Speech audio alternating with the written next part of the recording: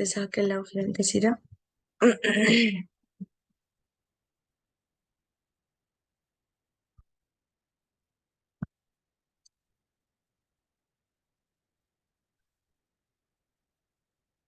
जी, अस्सलामु अलैकुम वरहमतुल्लाहि वबरकातुहू। औज़ु बिल्लाहि मिनश शैतानिर रजीम। बिस्मिल्लाहिर रहमानिर रहीम।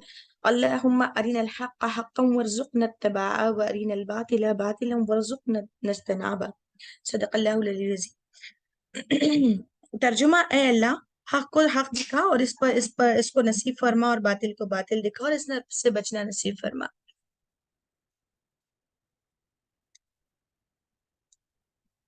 जो आप लोग यहाँ पर, आपको जैसा कि इल्म है कि stress management in the light of Quran, यहाँ जो है मेरा टॉपिक है। और अभी हमने तज़कीर भी सुनी है जिसमें इस बात का मतलब वाज़ेह तौर पर इशारा था कि हमारी जो मेंटल कंडीशन है, सिचुएशन है, उसमें अल्लाह रब्बुल आलमीन की याद ही से इसको सेटल किया जा सकता है। और अल्लाह रब्बुल आलमीन की याद ही हमारे लिए एक बेहतरीन जरिया है जो हमारी दिमागी सेहत को बेहतर बना सकती है। यहाँ पर आपको ये जो स्ट्रेस, सबसे पहले हम समझेंगे कि स्ट्रेस चीज क्या है। तो स्ट्रेस की तारीफ यूं की जाती है, एक किस्म का दबाव है जो हमारे जहन पर उस वक्त पड़ता है जब हम किसी चीज के कॉन्फ्लिक्ट का शिकार होते हैं या हम फिक्रमंदी महसूस करते हैं।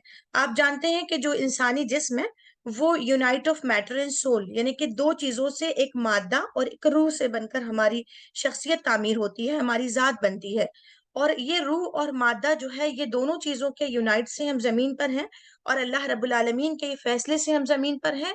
लेकिन यहाँ के जो मामलात हैं उनको समझने, उनको देखने और उनको उनसे सीखने और उनमें कुछ अपना रोल प्ले करने के लिए अल्लाह ताला ने तमाम दुनिया की मखलूकात में इंसान को बिल्कुल अशरफ बनाया। और जो हम अपने सिक्स सेंस के जरिए से जो डेटा कलेक्ट करते हैं, रोजाना देखते हैं नंबर ऑफ चीजें, तो वो इतना ह्यूज डेटा होता है, हम आंखों से देख रहे हैं। लोग कहते हैं जबान से निकले हुए अल्फाज दिल चीर देते हैं, आंखों से किसी की तरफ देखा हुआ तंज भी तंज होता है, किसी को नीचे गिराना भी देखा जा सकता है, हम उसको देखते हैं, रीड करते हैं। लोग महसूसात हैं जिससे हम हार्ड, सॉफ्ट और बहुत सारी चीजों को महसूस कर लेते हैं, स्मेल है। हर चीज का डेटा हमारे माइंड में बिल्कुल ऐसे ही फीड हो रहा है जैसा कि हमारे न्यूरोलॉजिकल सिस्टम में होता है। न्यूरोलॉजिकल सिस्टम में जो डेटा फीड होता है उसी को बरत कर हम अपनी जिंदगी गुजारते हैं। ये बहुत बड़ा, कई गीगाबाइट का जो डेटा हमारे माइंड में फीड होता है, इसको हम लोग जो है एक नींद लेते हैं, साउंड स्लिप नींद। उसमें अल्लाह रब्बुल आलमीन का निजाम है कि उस दिमाग से बहुत बड़े डेटा को अल्लाह ताला क्या करता है, जो चीजें हमारे लिए कारआमद है उसको बाकी रखता है, और जो चीजें हमारे लिए कारआमद नहीं है उसको वो रिड्यूस कर देता है। ये सिस्टम है। कितना मतलब एक अनडिक्लेयर सिस्टम है जो हम पर वाजे नहीं है, लेकिन अल्लाह रब्बुल आलमीन का ये निजाम है। उसके बावजूद कुछ चीजें हैं जो इंटरलिंक होती हैं, जिसमें इंसान उन चीजों के दबाव को फील करता है, महसूस करता है उन महसूसात के जरिए से, और वो कुछ ख्वाहिशों को पाल लेता है। वही चीजें उसके लिए दबाव का सबब बनती है। Stress can be defined as a state of worry और mental tension caused by difficult situation. जब भी कोई डिफिकल्ट सिचुएशन आती है उसमें हम कैसे रिएक्ट करते हैं, ये हमारा बिहेवियरल जो एटीट्यूड है, ये रीडेबल होता है हमारे अपने लिए भी और दूसरों के लिए भी। हम अक्सर सोचते हैं कि हम दूसरों को परसीव कर रहे हैं, दूसरों को हम देख रहे हैं, लेकिन हमें भी बहुत सारे लोग देख रहे होते हैं।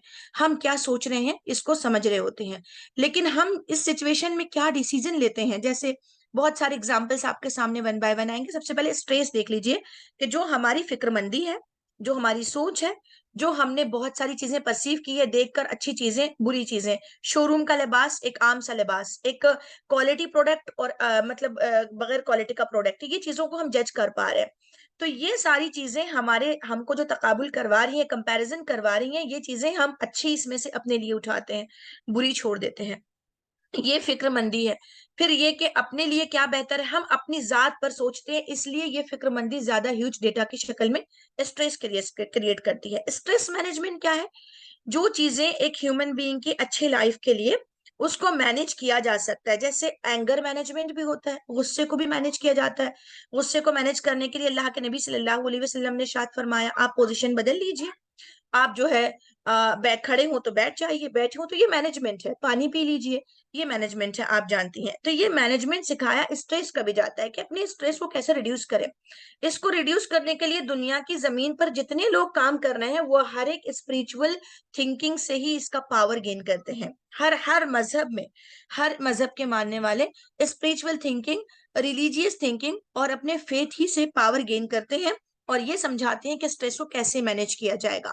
तो सब जाकर ये साबित हुआ कि हमारे पास जो चीजें हैं अल्लाह रब्बुल आलमीन ने दी हैं, उन चीजों के जरिए से हम अपने स्ट्रेस को मैनेज कर सकते हैं। अब नेक्स्ट स्लाइड पर आ जाइए, आपको शो हो रही है। इसमें आप लोग मैसेज जो कर रहे हैं वो मुझे शो नहीं हो रहे हैं, आप ब्रेक करके मुझे कुछ कह सकते हैं, जो भी इसको कोऑर्डिनेट कर रहे हैं, अगर कोई ऐसा मैसेज हो जिसमें बीच में कोई बात हो। अब देखिए यहाँ पर ये कि हमारे पास स्ट्रेस किस किस्म का है, कौन कौन से टाइप्स के स्ट्रेस हैं जो हम पर क्रिएट होते हैं। जो स्ट्रेस के इफेक्ट है वो हमारे पीस को डिस्टर्ब करते हैं, होम में, घर में, जॉब परफॉर्मेंस में, और उसके बाद हमारे ग्रेड में, जो स्कूल्स के होते हैं, बच्चों के स्कूल के ग्रेड्स भी हमें डिस्टर्ब करते हैं।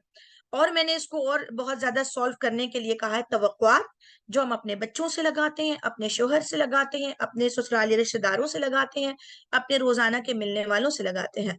यकीन करें कि जे इतना ज्यादा इंसानों की किताब, इतनी ज्यादा इंसान रीड कर रहा है लेकिन वो आइडेंटिफाई नहीं कर पाता है।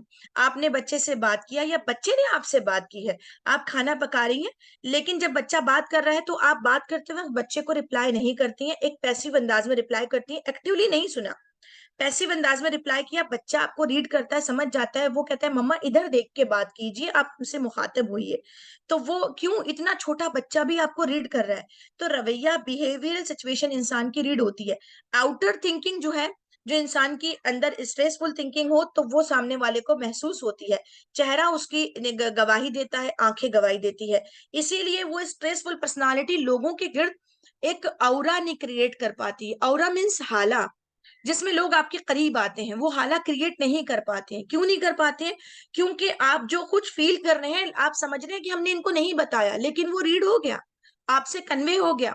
जो कम्युनिकेशन साइकोलॉजी है उसमें कहा जाता है कि कन्वेइंग सिस्टम इतना ज्यादा वाइब्स की बेस पर होता है कि आपके आपकी जो जात है, आपकी जात से आपकी थिंकिंग प्रोसेस के साथ में कुछ वाइब्स है, जो वो वाइब्स लोगों को कन्वे करवा देती है कि ये बंदा आपके बारे में कुछ गलत सोचता है, इसने कोई परसेप्शन रॉन्ग आपके बारे में बना लिया है, वो महसूस कर लेता है। तो अल्लाह रब्बुल आलमीन ने ये निजाम खुद ऐसे बनाया है कि इंसान जो है इन सब चीजों को, इन सब चीजों के जरिए से एक दूसरे को समझे, इसीलिए इसको सोशल रिलेशन में रखा। तो हमारी तवक्कुआत है, ख्वाहिशात की अदम तकमील, हमने किसी से ख्वाहिश लगा ली कि हमको ये चीज चाहिए और वो हासिल नहीं हो रही है, इसका आपके पास स्ट्रेस का एक ब्लॉक बन गया। मैंने इसको यहाँ ब्लॉक ब्लॉक से बताने की कोशिश की है कि कितने सारे हमारा जो मेंटल सिस्टम होता है वो इसी तरह के ब्लॉक से कनेक्टेड होता है आपस में। फिर अब जो देखते हैं हम लोग कि जिस बंदे को, मतलब ये कि किसी दूसरे बंदे को वो हासिल हो गया तो फौरन वहां हसद चली आती है कि हमने चाहा था कि हम ये स्टडी करें, ये स्टडी हमारी नहीं हुई है, तो फौरन याद आता है कि हाँ मेरी शादी हो गई थी, मेरे हस्बैंड ने मुझे नहीं पढ़ाया, और जो शुक्रगुजारी अब तक चली आ रही थी अचानक वो नाशुक्रगुजारी में कन्वर्ट हो जाती है। लोगों की निगाहें, आप लोगों की निगाहों को समझ लेते हैं। जैसे ही आप महफिल में दाखिल हुए, लोगों ने आपकी तरफ निगाह उठाई, आपको पता चल जाता है कि मेरे बारे में जो इनका परसेप्शन है वो क्या बना हुआ है, मुझे कैसे परसीव किया है। आप अगर गले मिलकर बहुत अच्छे से, बहुत खुशी खुशी और लहजे में बहुत ज्यादा मतलब ओवरवॉल्म्ड होकर मिलते हैं, मुलाकात करते हैं, आप समझते हैं कि सामने वाले को आप ये मुआनका करके एहसास दिला रहे हैं कि मुझे आपकी खुशी हुई है, लेकिन उसको पता चल गया कि वो आर्टिफिशियल बिहेवियर से आपसे मिल रहा है। वो अल्लाह रब्बुल आलमीन का ये निजाम है। यही तो बहुत खूबसूरत चीज है कि ह्यूमन साइकोलॉजी में पढ़ने की, कि जो आप सोच रहे हैं वो थिंकिंग प्रोसेस काम करता है। आपने सोचा कि इस बंदी ने किसी और भी बात को, इसीलिए अल्लाह के इतनी सख्ती क्यों आई है कि चुगली ना की जाए, किसी के पीठ पीछे बात ना हो, गीबत ना की जाए। बल्कि अल्लाह के नबी सल्लल्लाहु अलैहि वसल्लम ने कहा कि इस सहाबी के बारे में, जिसके बारे में कुछ सहाबी ने जिक्र किया, तो अल्लाह के नबी सल्लल्लाहु अलैहि वसल्लम ने कहा कि इनके बारे में मुझे कुछ ना बताओ, मैं नहीं चाहता हूँ कि दिल मैला हो जाए। दिल जब मैला हो जाता है तो आप चाहकर भी आर्टिफिशियल बिहेवियर तो आप शो कर पाते हैं, चाहकर नहीं मिलते हैं। इसीलिए आपको दिमाग का ब्रशअप करना है और उसके साथ साथ आपको क्लीनिनेस, आपको चाहिए दिल की क्लीननेस, तो दिल की सफाई आपको चाहिए होती है। लहजे में तंज क्यों आता है? हाँ, हुमाजा कहा गया है कि वैलुल्ली कुल्ली हुमाजातुल लुमाजा, तबाही उस शख्स के लिए जिसने एक दूसरे मुंह दर मुंह लान तान करने का खूगर है, लान तान करता है। दिमाग में अगर किसी के बारे में कोई बात बैठ गई हो, तभी जाकर वो आपको प्रॉब्लम क्रिएट करती है, और तभी जाकर आप तंज करते हैं और जले होती हैं अंदर से कि जब तक तंज ना कर लूं मेरे सेटिस्फेक्शन नहीं आएगा, ठंडक नहीं पड़ेगी, और फिर तंज कर लेते हैं। तो ये तंज भी आप तबसरा भी करते हैं। मैं तो मिसाल के तौर पर अक्सर मैं कहती हूँ कि अगर आप शादी में जाते हैं, कहते हैं कैसे आपकी लहंगा कुर्ती कैसी है, लिबास कैसे आया, ससुराल वालों ने दिया है, अच्छा बड़ी का ज्यादा अच्छा आया था, देखकर जजमेंटल हो रहे होते हैं कि अच्छा ससुराल वाले ज्यादा तगड़ी पार्टी नहीं है, बहुत नॉर्मल से हैं, क्योंकि लिबास बहुत अच्छा नहीं लाया, जेवर बहुत कम लाया। आपने जो भी कमेंट पास किया, नहीं कमेंट पास किया, देखकर उसको रिएक्शन ऐसे ही दिया बिल्कुल नॉर्मल सा, तो वो जो लड़की बाजू में दुल्हन बनकर बैठी हुई है, आपके रिएक्शंस को देख रही है, वो रिएक्शंस उसके दिमाग में फीड हो रहा है कि अच्छा मेरे ससुराल वालों की लाई हुई चीजें मेरे शोहर की इनको पसंद नहीं आई है, पब्लिक को उन्होंने वैसे उसको एक्सेप्ट नहीं किया है जैसा कि आमतौर पे किया जाता है, वो चीजें डेटा फीड हुआ, अपने डेटा फीड के साथ वो अपने शोहर से बात कर रही है, और उसने उसका लेवल गिरा दिया उसको, और गिरा कर बात किया, और फिर स्टार्टिंग वहां से उनकी झगड़े की, तुमने अच्छी चीजें नहीं लाई थी, झगड़े स्टार्ट हुए। याद रखिए यौम तुबल सराइर, जब अल्लाह ताला बाल से बारीक राज को निकाल लाएगा सीने से, तो उस लड़की की जिंदगी के सारे झगड़े आपके तबसरे की वजह से थे, वो सारी चीजें निकाल लाएगा। यही चीजें स्ट्रेस बनती हैं, ये स्ट्रेस का सबब बनती हैं। फिर ऐसे ही हसद, जब आपकी तवक्कुआत नहीं हुई है तो दूसरे की तवक्कुआत होती है, तो हसद काम करता है, कामों का दबाव होता है। दबाव इसी तरह का नहीं होता कि इन सब चीजों से हमारी इंटरनल बॉडी से चल रहा है, इंटरनल बॉडी के अलावा कामों का दबाव, चार बच्चे हैं, एक कहता है मुझे ये चाहिए, एक कहता है ये चाहिए, ये खाऊंगा वो नहीं खाऊंगा, आपके कामों पर दबाव बनता है। जिस्मानी कमजोरी आपकी दबाव बनती है, एनेमिक हो गए हैं, दबाव बनता है। इसीलिए कवी मोमिन अल्लाह को पसंद है। आप अपने स्ट्रेस को मैनेज करने के लिए बॉडी फिगर पे बहुत तवज्जो दें, एक्सरसाइज करें, न्यूट्रिशियस डाइट आप लें, उसके साथ साथ आपके पास ऑक्सीजन लेवल का पता करें कि हम घर से बाहर सुबह उठें, सुबह उठ के निकलें। हमारी जितनी बॉडी स्ट्रॉन्ग, मतलब sound mind in a sound body, जिस कदर हमारी बॉडी साउंड होगी, माइंड भी उतना साउंड होगा, और हमारा बिहेवियर भी साउंड होगा। हम टॉलरेट कर पाते हैं किसी के बात को भी, किसी की बुराई को भी, किसी के जजमेंटल होने को भी, किसी की चीजों को भी। वो कब कर पाते हैं, मेरी अगली स्लाइड्स में आप देखेंगे कि हम कर सकते हैं इसे। ये ऐसा नहीं है कि ना करने वाला टास्क है। बेहैसियत होने का एहसास भी, आप सिबलिंग्स में हैं, सिबलिंग्स में आपको छोटा बच्चा है, छोटे बच्चे को बार बार लोग कमेंट्स पास कर रहे हैं, पास ऑन कर रहे हैं, बॉडी फिगर पर, कलर पर, रंग पर, रेसिस्ट हो रहे हैं किसी भी चीज से, वो सारी चीजें आपके दिमाग पे टेंशन बन रही हैं, और वो परसेप्शन बनने के बाद आप जो है, देखिए ये परसेप्शन को बच्चे भी रिड्यूस कर सकते हैं। जैसे मिसाल के तौर पे कंपैरेटिवली चल रहा है, ये गोरा है, ये काला है, ये छोटा है, ये बड़ा है, ये अब्बा पे कद गया है, ये अम्मा का है, इसकी ओबेसिटी ज्यादा है, इसका रिजल्ट कम है, ये डम है, ये बहुत शार्प है। इस तरह के कंपैरिजन माँ को स्ट्रेस बढ़ाते हैं जब बच्चों पे किए जाते हैं। माँ तो सब बच्चे की बराबर होती है, तो उसके ऊपर स्ट्रेस बनना शुरू हो जाता है। फिर वो जो बच्चों का जो स्ट्रेस है वो आपस में बहुत ह्यूज शक्ल इख्तियार कर लेता है, और फिर दिमाग को वो डिस्टर्ब करने लगता है। तो बच्चों को ये सिखाएं कि जो चीज अल्लाह रब्बुल आलमीन ने हमें दी है, इनफ हमारे लिए काफी, एटीट्यूड के साथ सिखाएं कि इतना हमारे लिए ठीक है। No comparison, no body shaming, no racist, मतलब रेसिज्म अपने घर में ना हो। ये सारी चीजों पर आप बचपन से आदत डालें, इतनी आदत डालें कि अगर आपकी जबान से निकल रहा है कास्टिज्म, रेसिज्म, किसी भी किस्म का, तो उनसे कह के नहीं बेटा ये नहीं करना चाहिए, क्योंकि ये चीजें इस्लाम में जायज नहीं है। तो ये सारी चीजों को बचपन से करें, तो आपका भी टेंशन जो है वो रिड्यूस होता जाएगा। आपको जैसे लगेगा कि मेरे कम वाले बच्चे के अंदर मैंने बूस्ट कर दिया, उसको बहुत पावर दिया, तो आपको फील होगा कि कोई किसी की बातों का असर नहीं मेरे बच्चे पे होगा, तो आपका स्ट्रेस कम होगा। फिर इसी तरह बेहैसियत होने का एहसास, कर्ज अगर आपने बहुत ख्वाहिशात को पाल लिया और कर्ज ले लिया, तो कर्ज की अदायगी टेंशन करती है, कर्ज लेने के बाद रिश्तों को काट देता है, कर्ज ताल्लुकात को काट देता है, तो आप किसी को फेस नहीं कर पा रहे हैं, तो ये चीजें भी आपका दबाव का सबब बनती हैं। इसी तरह बच्चों से बेलगाम तवक्कुआत, मेरा बच्चा डॉक्टर बन जाए, उसकी पोटेंशियल को नहीं देखा, बस बन जाए क्योंकि सामने वाले का बना, मेरे जेठ के बच्चे इंग्लिश में पढ़ रहे हैं, हमने पढ़ा दिया, वो यहाँ कर रहे हैं, हम भी ऐसे ही करेंगे। बिल्कुल इस किस्म की जो तवक्कुआत अपने बच्चों से बेलगाम, हम बेटा डॉक्टर नहीं बन सके आप बन जाइएगा, हम ये नहीं कर पाए आप कर लीजिएगा। तो बच्चा आपका मिनिएचर नहीं है। बच्चा, अल्लाह रब्बुल आलमीन ने कहा जमाने को गाली मत दो, जमाना मैं खुद हूं। तो अल्लाह रब्बुल आलमीन बच्चों को हम जमाना पैदा करता है। आपके जमाने में आप एआई नहीं पढ़ सकते थे क्योंकि था ही नहीं, और आपके बच्चों को अल्लाह ने उस जमाने के लिहाज से पैदा किया है, तो उसके पोटेंशियल अल्लाह ताला ने इसको किसी एक काम के लिए पैदा किया। कितने अहम बात, अल्लामा इकबाल ने अपनी शायरी के जरिए कही थी छोटे छोटे बच्चों के जबान में कि नहीं है कोई चीज निकम्मी जमाने में, यानी हर चीज को कारामद अल्लाह ने पैदा किया। आप उससे कहते हैं कि ये कर लीजिए, गोया कि आप वॉशिंग मशीन में कहते हैं कि खलिया बना लीजिए, बगुने में कपड़े धुलवा लीजिए। तो आप जो जिस तरह की तवक्कुआत आप लगाते हैं, यही तवक्कुआत हम जो लगाते हैं अपने बच्चों से, ये हमारे स्ट्रेस का सबब बनता है। बच्चों का रिजल्ट भी उनका अच्छा, हमारा अच्छा, कंपैरिजन ही जिंदगी में स्ट्रेस बनता है। मैं इसमें एक बहुत स्ट्रांग मिसाल देती हूँ कि अल्लाह के नबी सल्लल्लाहु अलैहि वसल्लम ने कभी हजरत उम्मे अम्मारा से ये नहीं कहा कि उम्मे अम्मारा तुम जंग के मैदान में ना खड़ी रहो और फातिमा, हजरत फातिमा रज़ी अल्लाह अन्हा की तरह घर से टिकी रहो, खाना बनाओ। और हजरत फातिमा रज़ी अल्लाह अन्हा से ये नहीं कहा कि तुम उम्मे अम्मारा की तरह मैदान जंग में क्यों निकल कर नहीं चली आती। कभी मतलब हजरत जैनब से ये नहीं कहा कि ए जैनब तुम हजरत आयशा रज़ी अल्लाह अन्हा की तरह इल्म के मैदान में क्यों नहीं घोड़े दौड़ाती।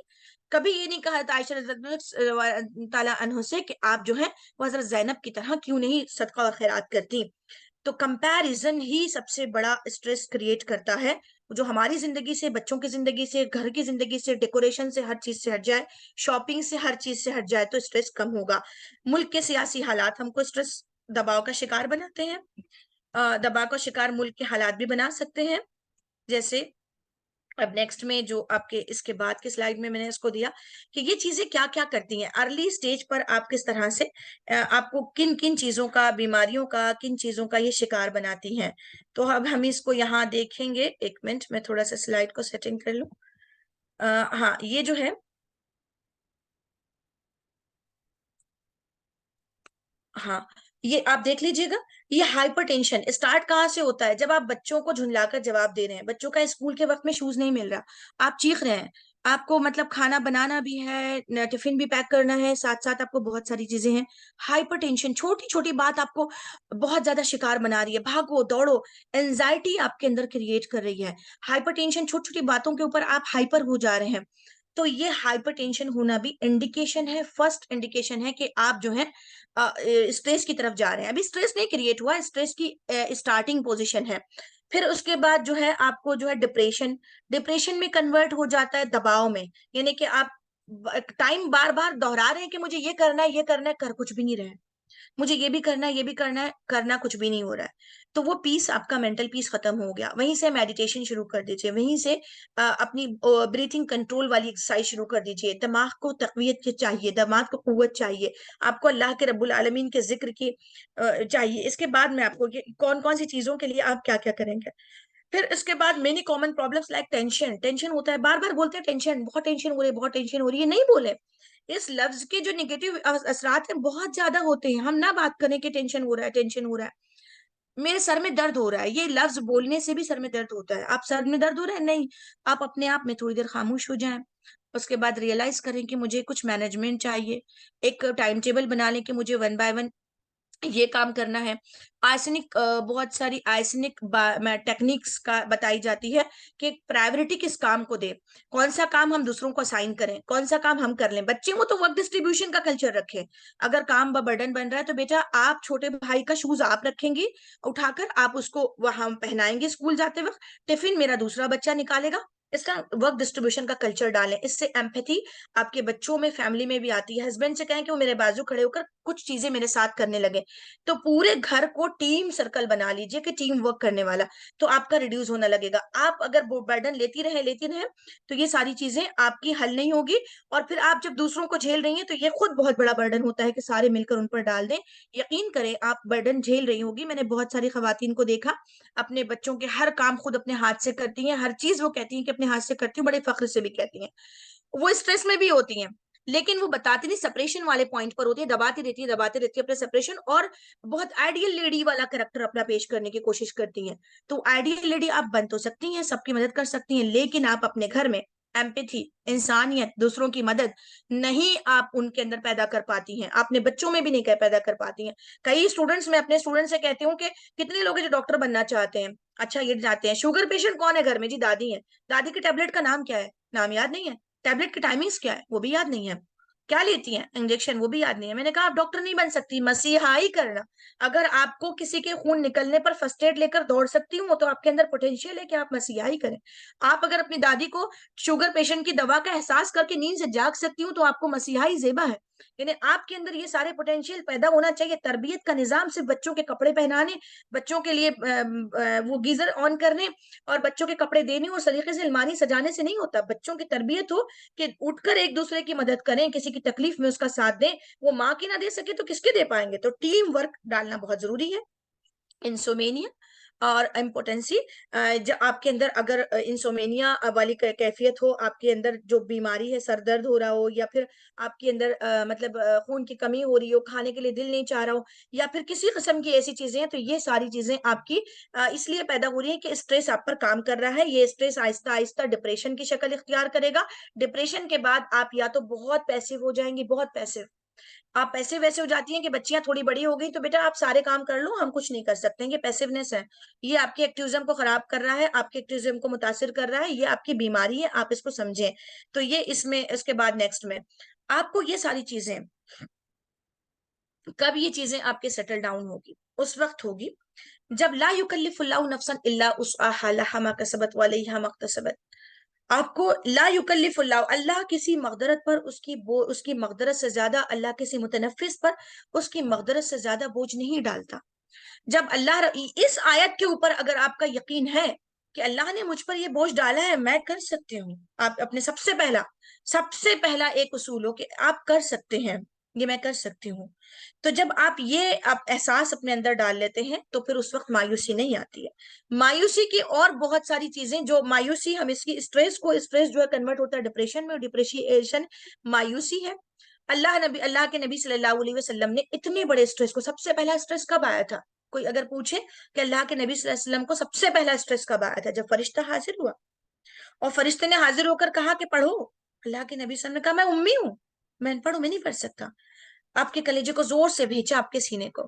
ये स्ट्रेस को रिड्यूस करने की बहुत बेहतरीन शक्ल थी। आपको जब स्ट्रेस आ जाए तो पैर को तान लीजिए, जोर से पूरे पैरों को सीधा लेट जाइए, मुट्ठियों को भींच लीजिए बहुत दबाव के साथ। एक टेक्निक है छोटी मोटी जो अपना स्ट्रेस रिलीज कर सकते हैं आप। लंबी लंबी सांसें लेना शुरू कर दीजिए, फिर उसके बाद दबाव को दबाइए, बहुत जोर से मुट्ठियों को भींचिए, अंगूठे को अंदर की तरफ रखिए, उंगलियों को दबाइए, पैर को जोर से तान दीजिए और फिर उसके बाद आहिस्ता आहिस्ता आहिस्ता उसको ढीला छोड़ दीजिए।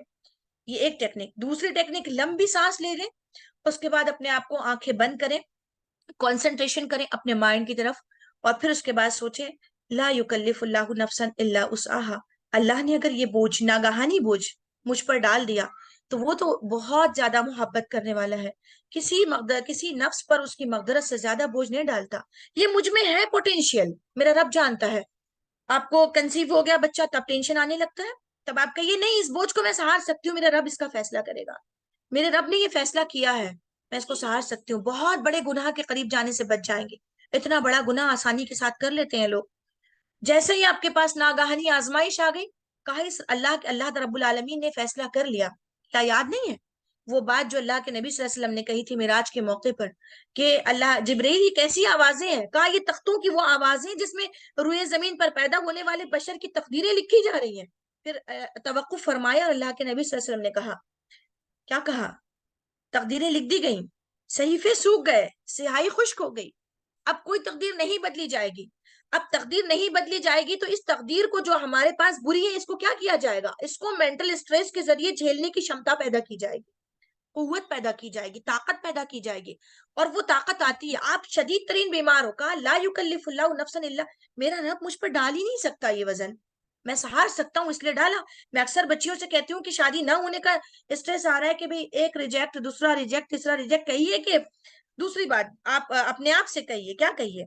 आसान तकरहु शैयन, आसान तकरहु शैयन हुआ खैरुल लकुम व आसान तुहिब्बु शैयन व हुवा शर्रुल लकुम। कितनी उम्दा बात है ये। उम्दा बात इंसान को, एक चीज तुम्हें नागवार हो और वही तुम्हारे लिए बेहतर हो सकता है, और एक चीज तुम्हें नापसंद हो और वही तुम्हारे लिए बुरी हो सकती है। अल्लाह जानता है, इसको आप नहीं जानते।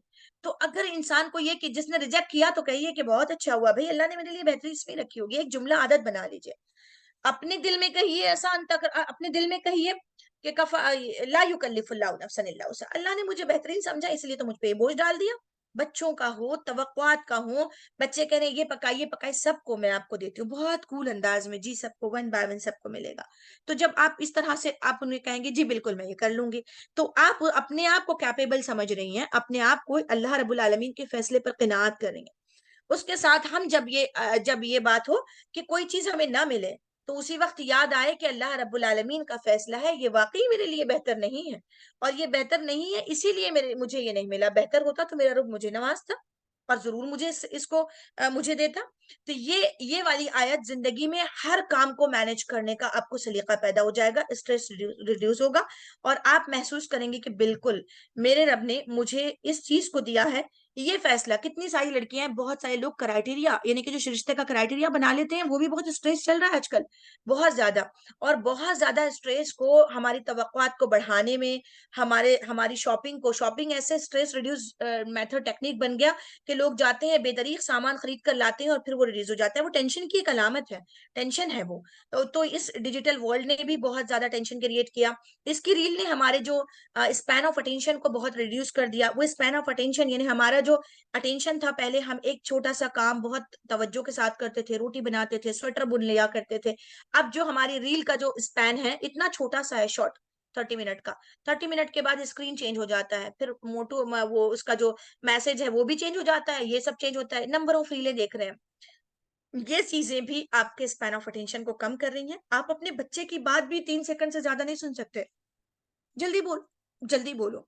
क्यों? क्योंकि वो जो हमारे ऊपर जो क्रिएट हुआ है, जिसके कॉन्सिक्वेंसेज हमारे ऊपर हैं इस मोबाइल के इस्तेमाल के। व्हाट्सएप पर आप बैठे हैं, सुकून से सोचते हैं अपनी अम्मा से बात करेंगे, अचानक सहेली का मैसेज आता है, उसको जवाब देना है। जमाती किसी चीज का आता है, उसको जवाब देना है। आपको कोई और कुछ पूछ रहा है, उसको जवाब देना है। आप जिस मकसद से व्हाट्सएप ऑन कर रहे थे वो भूल जाते हैं, और फिर दूसरा इंसान काम करने लग जाता है। तो इन सारी चीजों में ये चीज कि जिसका आपने प्रायोरिटी बना ली, और प्रायोरिटी बनाने के बाद आपने कहा प्रायोरिटी बेस पे कि मुझे इनका जवाब देना है, दे दिया, उनका देना है। किसी का भूल जाए तो उसको एक्सक्यूज करते हुए बहुत सहूलत से कहें कि मैं वाकई में बहुत मसरूफियत की वजह से भूल गई हूँ, उसका टेंशन ना ले। क्योंकि ये टेंशन भी एक एक बहुत छोटा सा टेंशन भी लोगों पे क्रिएट होता है कि वो बहुत ओवर सेंसिटिव होते हैं, criticism to criticism over sensitive होते हैं। यानी आपको थोड़ा सा किसी ने कह दिया कि बेटा आपका शर्ट बड़ा ऊंचा है, तो बस उसके ऊपर हाइपर रिएक्शन देना शुरू करते हैं। ये दादी तो हमेशा पीछे पड़ जाती है, ये आंटी तो हमेशा बुरा कहने लगती हैं। या फिर एक खातून की आपने बेटा ये चीजें ढंग से नहीं रखी, बच्चा बर्दाश्त नहीं कर रहा है, बड़ा बर्दाश्त नहीं कर रहा है, शोहर की बोली बात बीवी बर्दाश्त नहीं कर रही है, बीवी की कही बात शोहर बर्दाश्त नहीं कर रहा है, सास ने कह दी है तो बहू बर्दाश्त नहीं कर रही है, नंद कुछ कह दे कि ये वाला कलर मुझे पसंद नहीं आया जो आपने मुझे कपड़े लाई हैं, तो थोड़ी देर के लिए ये लगता है कि ओवर सेंसिटिविज्म काम करता है कि नहीं हम बहुत ज्यादा। जब भी हम कोई भी किस्म का काम पे रिएक्शन दे रहे हैं, रिएक्शन देना आपकी मेंटल हेल्थ डिस्टर्ब होने की अलामत है, दूसरे की नहीं। जब आपको कोई बहुत सख्त रिप्लाई कर दे, बहुत सख्त रिप्लाई वो आपसे कहे कि भाई आपका सख्त रिप्लाई वो आपको करे, और ऐसा सख्त रिप्लाई कर दे कि जिसमें आपको महसूस हो कि इन्होंने मुझे डांटा, तो आपके अंदर से आवाज आना चाहिए कि अच्छा अम्मी ने मुझे इसलिए डांटा कि हो सकता है कि मेरी गलती हो, या फिर आपको किसी सास ने बुरा कह दिया, किसी और शख्स ने कहा, या कुछ भी हो गया। तो दो चीजों के एंगल चेंज करके चीजों को देखना शुरू कर दिया। पहला एंगल अपनी तरफ हो, अभी इसके बाद मेरी स्लाइड्स पर आएगा, पहला एंगल हमारी तरफ हो। जैसे यहाँ पर भी मैंने इसमें ये वाली चीज को का इजहार किया कि अल्लाह रब्बुल आलमीन पर तवक्कुल ही इंसान को इस बात का एहसास दिलाता है कि जो चीज मेरे साथ वाकई हो रही है इसके पीछे अल्लाह रब्बुल आलमीन की हिकमत कार फरमा है। मिसाल के तौर पर आपके बहुत ज्यादा क्लोज फ्रेंड हैं, आपके हस्बैंड हैं, ये दूसरे लोग हैं, आपसे बिल्कुल आपका काम पसंद नहीं आ रहा है, या आपके बहुत क्लोज पेरेंट्स हैं जिनके गुस्सा आ गया, सिस्टर्स हैं, भाई हैं, ब्लड रिलेशंस के लोग हैं, वो आपको बिल्कुल आपकी बात समझने तैयार नहीं है, और कुछ ना कुछ लक्यूना बीच में आ गया। तो सोचिए कि अल्लाह रब्बुल आलमीन की इसमें हिकमत है, और इसके जरिए से ये हम लोगों को स्पेस देना चाहता है, ताल्लुकात में स्पेस रखना चाहता है। अगर कोई बहन हमसे कुछ कह रहा है तो पहले अपने पर सोचिए क्या मेरी गलती है, लगे कि हाँ मेरी गलती है, तो फिर आप उसके या तो एक्सक्यूज कर लें, या एक्सक्यूज ना करें तो बिहेवियर चेंज करें। अच्छा, मेरे इस बिहेवियर को जो मैं पॉजिटिव समझती हूँ लेकिन सामने वाला उसको नेगेटिव परसीव कर रहा है, वे ऑफ परसिवरेंस ये डिपेंड करता है कॉग्निटिव स्टाइल पर, कि आपके कॉग्निटिव स्टाइल यानी आपका कॉग्निशन सामने वाले एक फर्द का, बी का, जो मैं ए हूं, बी का जो कॉग्निशन सिस्टम है वो सिस्टम कैसे फीड हो रहा है, ये डिपेंड करता है उसके वे ऑफ परसिवरेंस पर, उसके मेंटल कंडीशन पर। जैसे मिसाल के तौर पर टीचर ने कहा कल सभी बच्चे यूनिफॉर्म पहनकर आएंगे, यूनिफॉर्म कल से अब सभी को चाहिए, और बच्चों सबने परसीव किया कि कल हमें चाहिए, एक ने कहा कि मैं तो ला ही नहीं सकती हूँ, मेरे घर में 2 दिन से फाका है, तो उस वो कन्वे नहीं हुआ टीचर के पास मैसेज, लेकिन उसका परसिवरेंस क्या रहेगा कि मैम मुझे गिरा कर देख रहे हैं क्योंकि मेरे पास यूनिफॉर्म नहीं है और मैं कल नहीं ला सकती हूँ। उसकी थिंकिंग पावर ये होगी कि अब्बू के घर में पैसा ही नहीं है, वो कमा ही नहीं सकते हैं, मैं कैसे यूनिफॉर्म लाऊं। तो वे ऑफ परसिवरेंस को समझिए। मिट्टी के घड़े में आप पानी डालोगे, वो ठंडा होगा और कुछ पानी वो रिड्यूस कर देगा।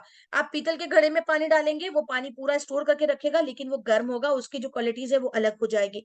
तो हर एक का मेंटल स्ट्रक्चर बिल्कुल अलग अलग होता है, तो अलग अलग परसीव करते हैं। ये सोचिए कि बी ने मेरी बात को, दुरुस्त बात थी लेकिन उसको परसीव गलत किया, इसका मतलब उसके पास कोई टेंशन चल रहा है, उसके पास किसी चीज का और दबाव है, उसके पास मेरे बारे में कुछ फीडअप है, इसीलिए उसका परसिवरेंस, उसका जो उसने परसीव मेरी अच्छी बात को बुरा किया है, तो इसका मतलब मुझे अपने स्टाइल को चेंज करके बात करना चाहिए।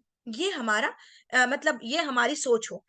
अगर हम इसको करते हैं कि यार मैं अच्छा सलूक करने के बाद भी बुरा मिल रहा है और हमेशा नेकी कर दरिया में डाल, तो ये जो सवाल आपके जहन में उभरा, इस सवाल में आपकी मेंटल कंडीशन में क्षमता नहीं है उसको टॉलरेट करने की, उसको एब्जॉर्ब करने की, उसको समझने की। तो अपने हर एक को अपनी मेंटल कंडीशन, अपनी मेंटल स्थिति से मोहब्बत होनी चाहिए।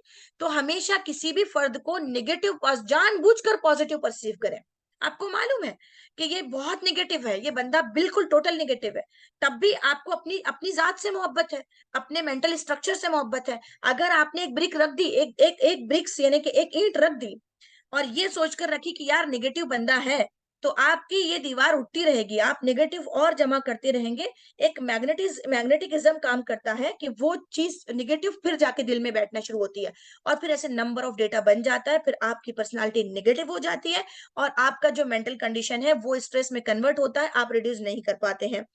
ये इसके बाद अब नेक्स्ट में मैं आपको यही वाली बात, जो अब चीजों को रिड्यूस करने यानी कि आपकी मेंटल कंडीशन को अच्छा बनाने के लिए हम कौन कौन से प्रैक्टिसेस करेंगे। यहाँ पर प्रैक्टिसेस है और यहाँ इसके कॉन्सिक्वेंसेस हैं, यहाँ पर इसके इम्पैक्ट हैं। जैसे आप नमाज पढ़ रहे हो, तो नमाज इन्ना सलात तनहा अनिल फहशाई वल मुनकर, इंसान इंसान को नमाज को फहश से रोकती है।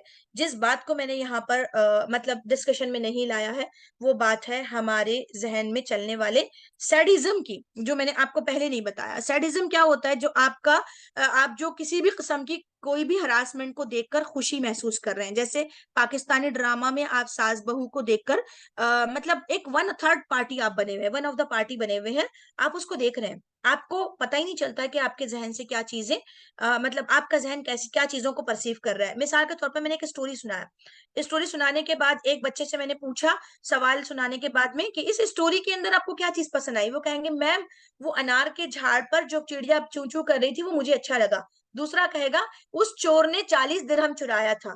तीसरा कहेगा मैम उसकी अम्मी को उसने हेल्प नहीं किया। आपको हर बच्चा अलग अलग परसीव कर रहा है उस स्टोरी को। एक कर रहा है उसको मैथमेटिक्स की आदत है इसलिए उसने मैथ के कैलकुलेशन यानी कि 40 अशरफी को किया। एक ने एस्थेटिक सेंस बहुत अच्छा है, उसने अनार के दरख्त पर चहचहाने वाली चिड़िया को परसीव किया। किसी ने कैरेक्टर को किया। ये नंबर ऑफ किरदार है। ऐसे ही हमारी भी हमारी जो समझने की चीजें हैं उसमें हमारे पास भी, हम जब किसी पाकिस्तानी ड्रामा को देखते हैं उसमें हम किसी बहू को जल्लाद बनते हुए और तुर्की ब तुर्की सास को जवाब देते हुए कह रहे हैं अच्छा है, बरसा बरस से औरत जुल्म सहती आई है, जवाब ऐसे देना चाहिए। हमने क्या चीज परसीव किया ये आपको रियलाइज होगा उस वक्त जब आपकी मेंटल कंडीशन बदल चुकी होगी। उस वक्त आपको पता नहीं चलेगा कि आप उसके लिबास को देख रही थी, आप उसके घर डेकोरेशन को देख रही थी, आपको अंदाजा नहीं होगा। हर एक अलग अलग परसीव करेगा। इसी तरह से आपके अंदर से एम्पैथी लेवल कम हो रहा है। जैसे मिसाल के तौर पर जुल्म है, आपको जुल्म के खिलाफ बोलने की आदत है क्योंकि आप नहीं अनिल मुनकर का फरीजा अंजाम देती हैं, लेकिन सास बहू के उस जुल्म को आप कुछ नहीं कर पाती हैं। तो आपको क्या होगा? आपके अंदर एक एहसास पैदा होगा, जब जुल्म करते हुए देखे तो खुद तरसी, यार ये जुल्म मैंने भी बर्दाश्त किया, वो जो भूल गए थे आप वो जिंदा हो गया। तो ये क्या कर रहे हैं, स्प्रेड हो रहा है। आप जितना कुछ देख रहे हैं, जैसे बिग बॉस देखते हैं लोग, तो घर में झांक कर देखते हैं। बिग बॉस के अंदर भी बहुत वल्गैरिटी है, बहुत मतलब अब्यूज होता है, गालियां देते हैं, कुछ प्लान चीजें होती है, कुछ होती हैं। ये चीजें भी, बहुत सारी चीजें इंसान को अंदर से फ्रस्ट्रेट करती हैं, और अंदर से वो क्या लर्निंग ले रहा है आप डिफाइन नहीं कर सकते। आप अपनी भी डिफाइन नहीं कर सकते कि मैंने क्या लिया। आप कहते हैं नहीं नहीं, बच्चा आपसे कहे कि मम्मा इसके अंदर से ये सारी चीजें आपने सीखी होंगी, तो आप कहते हैं नहीं नहीं, मैंने अच्छी चीजें सीखी हैं, हम बुराई में से भी अच्छाई निकालते हैं। भैया आप बुराई देख रहे हैं, आप क्या परसीव कर रहे हैं आप बोल नहीं सकते, आप परसीव करते हैं। इस तरह वल्गैरिटी, एक छोटा सा, इतनी वल्गर चीजें, इतनी वल्गर चीजें आती हैं कि वो देखते देखते आपकी हसासियत, तबीयत की लताफत खत्म हो जाती है, और एम्पैथी लेवल आपका डाउन हो जाता है, बिल्कुल कुछ भी काम नहीं करता। अब जब आप नमाज पढ़ते हैं तो इन सलात तनहा अनिल फाहशाई वल मुनकर, वो इंसान को फहश से रोकती है। फहश यही है कि आप जो परसीव कर रहे हैं उसमें कैलकुलेट कीजिए कि ये मुझे नहीं देखना चाहिए, मैं क्या परसीव कर रहा हूं। अच्छा, आप क्या ये कहेंगे कि क्या ये चीजें देखनी बंद कर देनी चाहिए? अगर आप कोई राइटर हैं, अगर आप कोई मतलब एनालिटिक्स को देखकर कोई तजिया निगार हैं, तो आपको चीजें देखनी चाहिए, लेकिन देखने के बाद आपको उसको पार्ट पार्ट बनाकर तजिया करके ये देखना चाहिए कि मैंने इससे क्या परसीव किया। मैंने अगर इसको तामीरी चीज परसीव किए, तखरीब परसीव किए, तखरीब किए तो उसको रिड्यूस करके तामीरी परसीव करने की आदत डालें, तब आप सॉर्टिंग करने की आदत डाल सकते हैं। नमाज, नमाज से इंसान का स्ट्रेस दूर होता है। अल्लाह रब्बुल आलमीन को जब नमाज पढ़ी जाती है, ये एक पॉज है। पॉज इंसान, ह्यूमन बीइंग को इतना इंपॉर्टेंट है कि जॉब प्लेसेस के ऊपर जितने लोग जॉब वर्क बनाते हैं, ह्यूमन बीइंग के काम करने में एक स्टैंडर्ड ब्रेक रखते हैं, स्टैंडर्ड ब्रेक। आप मूवी के अंदर ब्रेक देखेंगे, आप ड्रामा सीरियल में ब्रेक देखेंगे, आप इसका एक साइकोलॉजी में एक्सपेरिमेंट है, मतलब पॉज लेने वाला, कि आप पॉज लें, कोई भी दिमागी काम कर रहे हैं और बीच में पॉज लें। पॉज लेने के बाद वो पॉज आपका उस काम से आपका हटा दें। जैसे आपने पहले पढ़ा होगा कि कंप्यूटर पे काम करने वाले 12 into 12 into 12 कहा करते थे कि 12 मिनट्स के लिए 12 मिनट की दूरी पर अपनी आंखों को 12 मिनट्स तक देख, 12 मरतबा आप स्क्रीन पे काम करते हुए देखें तो आपकी आंखों को पॉज मिलेगा।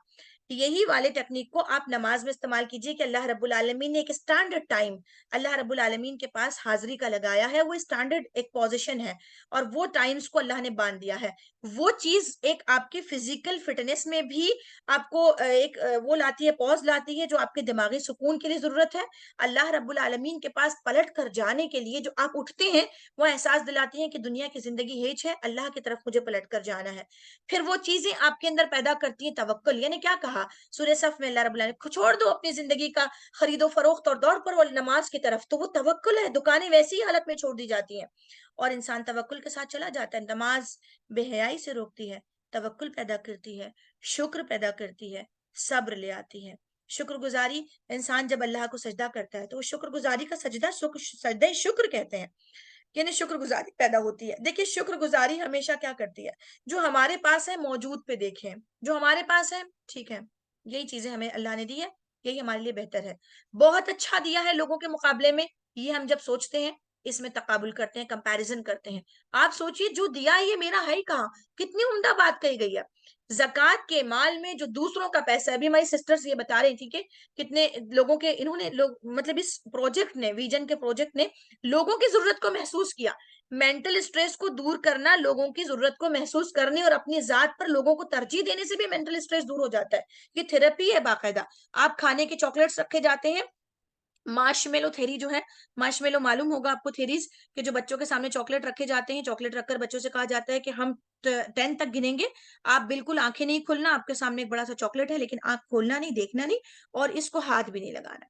तो वो एक टेक्निक के जरिए से बच्चों में पैदा कर रहे हैं कि वो इस इंस्ट्रक्शन फॉलो करें, और दिल भी चाहे तो ना खाएं।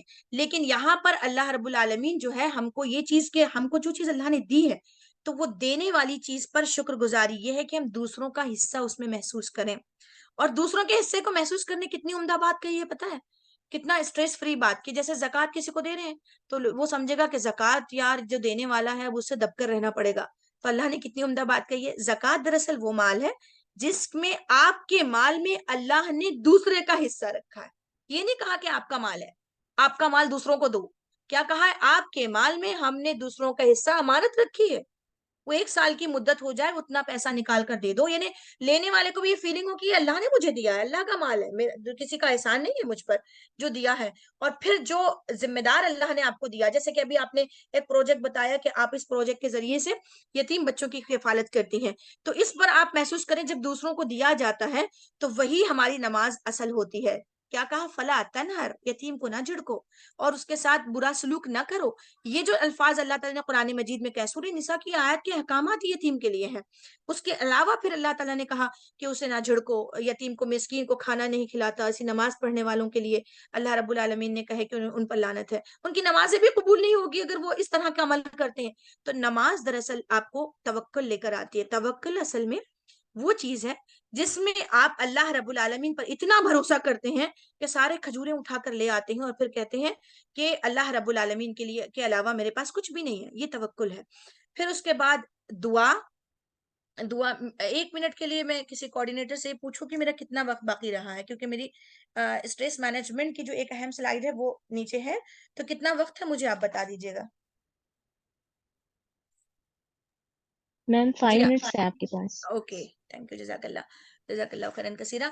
तो ये शुक्रगुजारी जो है इंसान को उस वक्त आती है जब इंसान अल्लाह पर भरोसा करता है, अल्लाह पर तवक्कुल रखता है। मुल्क के हालात बहुत खतरनाक हैं, अपने बच्चों के मामले में भी बहुत टेंशन होता है कि ये हयादार है या नहीं है, मोबाइल लेकर पता नहीं क्या कर रहे हैं, इनके मोबाइल पे लॉक लगा हुआ है। हम बहुत ज्यादा मतलब उन पर चौकसी बढ़ा देते हैं, देखते हैं, उनके दारोगा बन जाते हैं। आप यकीन करें ये इतना नेगेटिव अमल है, इतना नेगेटिव अमल है कि इन चीजों में भी तवक्कुल होना चाहिए। अल्लाह रब्बुल आलमीन मेरे बच्चों को नहीं भड़काएगा, क्योंकि आप जो हैं वो तवक्कुल के बुनियाद पर ही अपने बच्चों की परवरिश कर सकते हैं। अगर आप तवक्कुल नहीं करते तो अपने बच्चों की परवरिश नहीं कर सकते। आप अल्लाह रब्बुल आलमीन की इतनी कुव्वत तो नहीं रखते कि हर तरीके से उन पर वॉच रखें। आप उनको अच्छाई बुराई की तमीज सिखा दीजिए और फिर उनकी आंखों में आंखें डालकर कहिए कि आप बुराई की तरफ नहीं जा सकते, हम आपको जानते हैं। उन पर शक मत कीजिए। ये शक जो है इंसान को, आपके भी मेंटल हेल्थ को डिस्टर्ब करता है, बच्चे की भी मेंटल हेल्थ को डिस्टर्ब करता है। फिर उसको एक अपना कैलकुलेटेड बिहेवियर आपके सामने पेश करने की आदत बन जाती है। वो सोचता है कि मैं वो बताऊं जो ये सुनना चाहते हैं, पसंद करते हैं। आप उससे कहिए जो आप हैं वही आप बेहतर है।